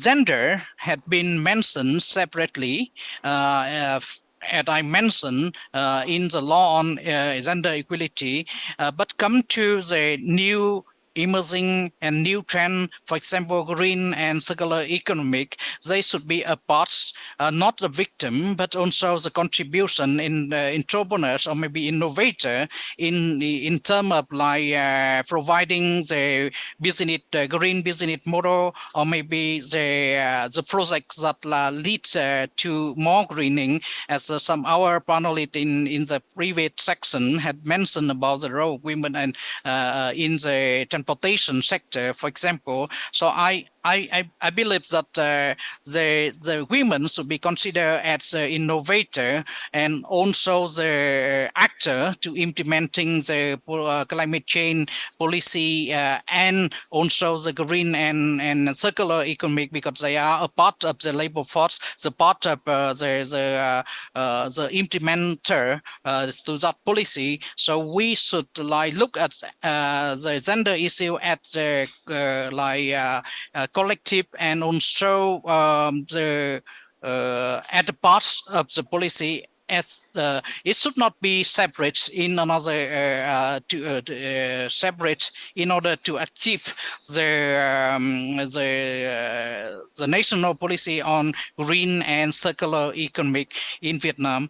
So in my opinion, we need to identify the entry point to activate the role of the women, and also identify the activities that women can have advantage and also had the great contribution to implementation. For example, in circular economic, we should think about different sector had, for example, agriculture and maybe the small business model can be more chance or opportunity for women to contribute to that. But for another sector may be limited.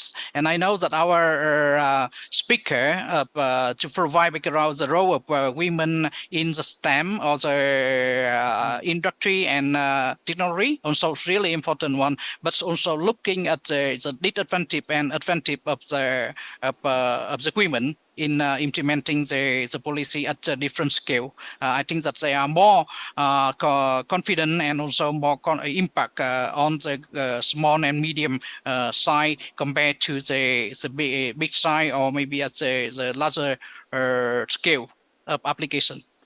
Over to you. Yeah, thank you very much, Ling. That was a very interesting analysis of the intersections between the different policy frameworks.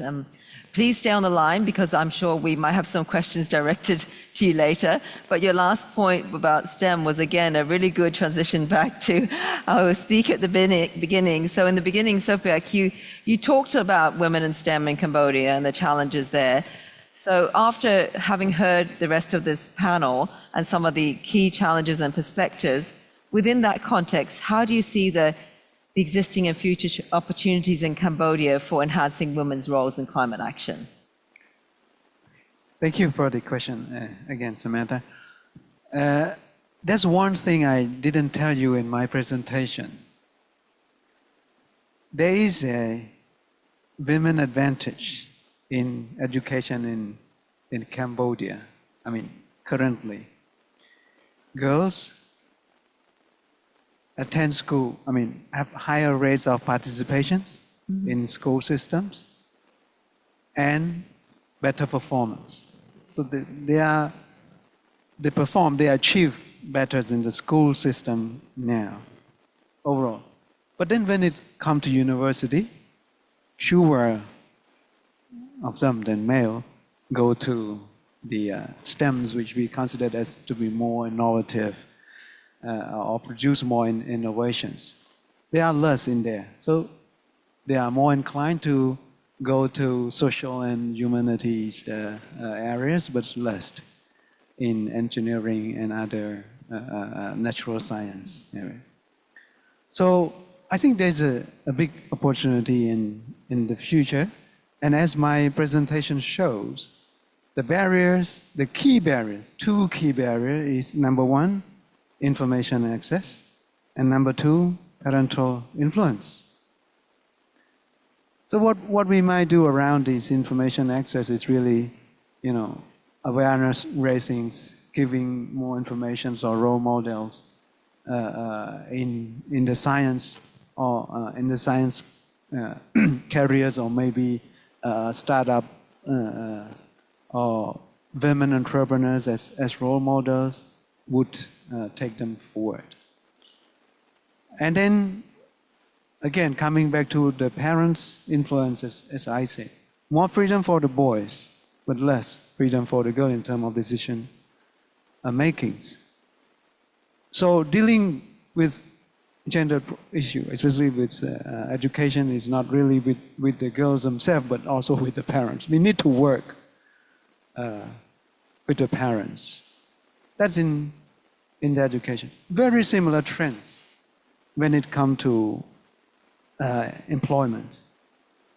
Again, I didn't show you in my slide, but our study also showed that, our analysis also showed that women living with parents have higher employment or economic activities.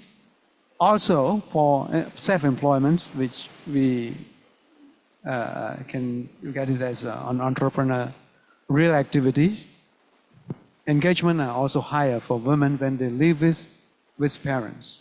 What it tells us is that with parents in the home, the burden of housework is less for women.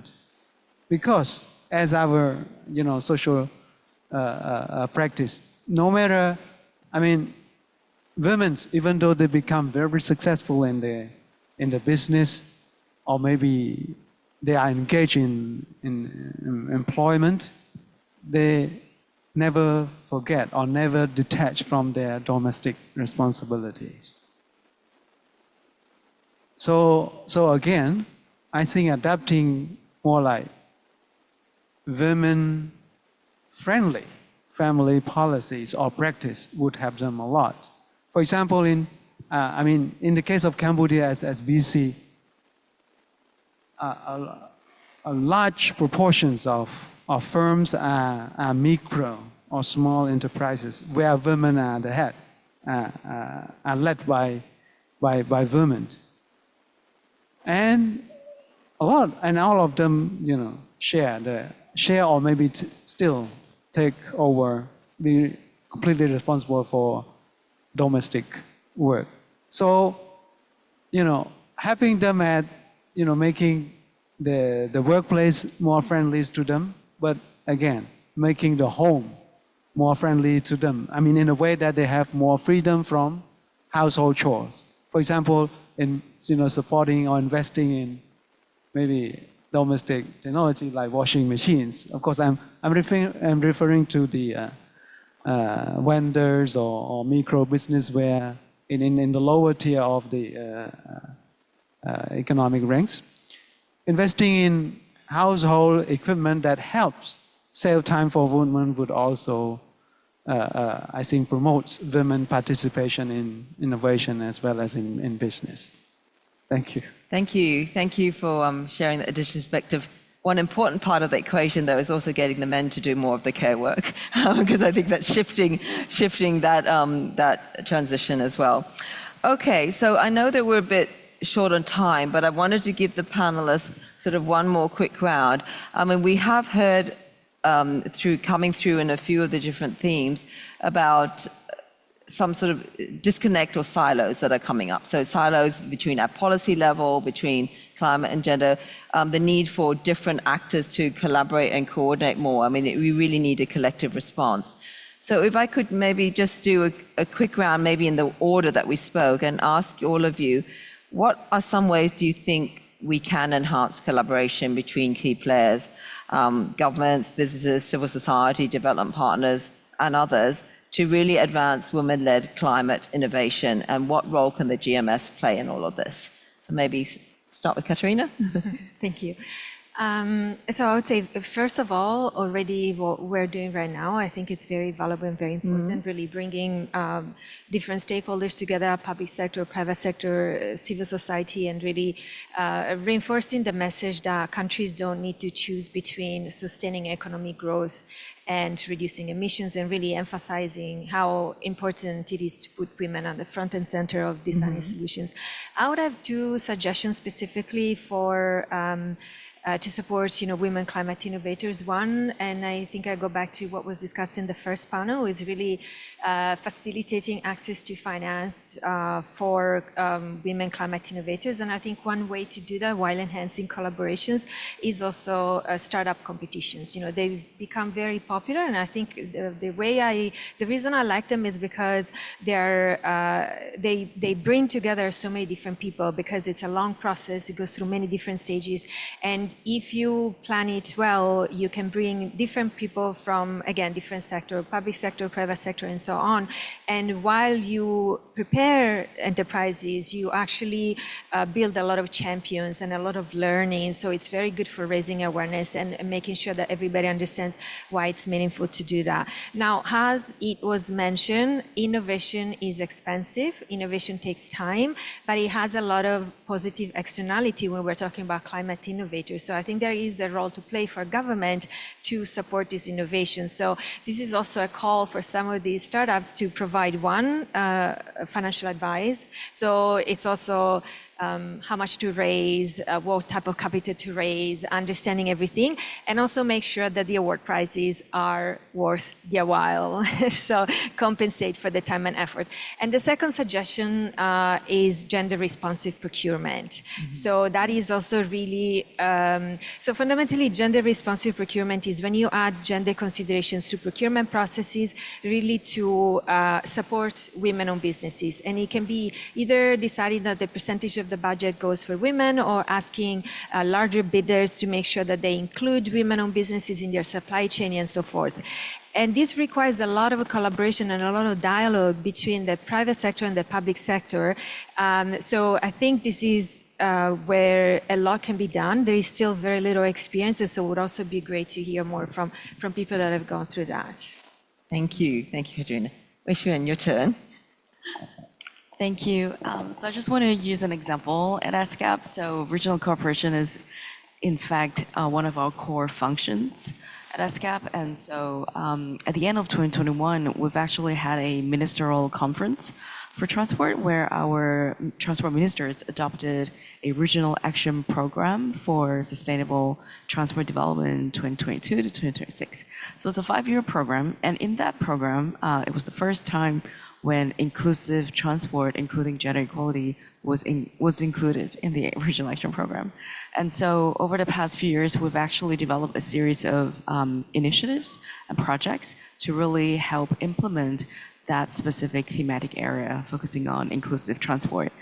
And I think providing a platform for countries to share information, to raise awareness, and to exchange best practice knowledge is critical, especially to support regional or sub-regional collaboration. And so that's also something that we're doing at ASCAP, to actually create opportunities for our member states to continue to collaborate and to exchange information through our various initiatives. So on the topic of inclusive transport, we've actually developed a set of guidelines on ways to enhance social inclusion and innovation. in public transport systems. And in fact, ADB has very kindly helped us review the guidelines. We do hope to launch the guidelines by the end of the year. And we've also been working very closely with Laos as part of this project and have received a lot of valuable feedback from countries. And so in terms of the process to support regional collaboration, I think we need to hear from countries to really understand their needs and to also recognize the differences across countries and sub-regions. And another point I'd like to make is to also really understand how women can be agents of change. And so that could also imply the participation. So who are representing different countries in regional meetings?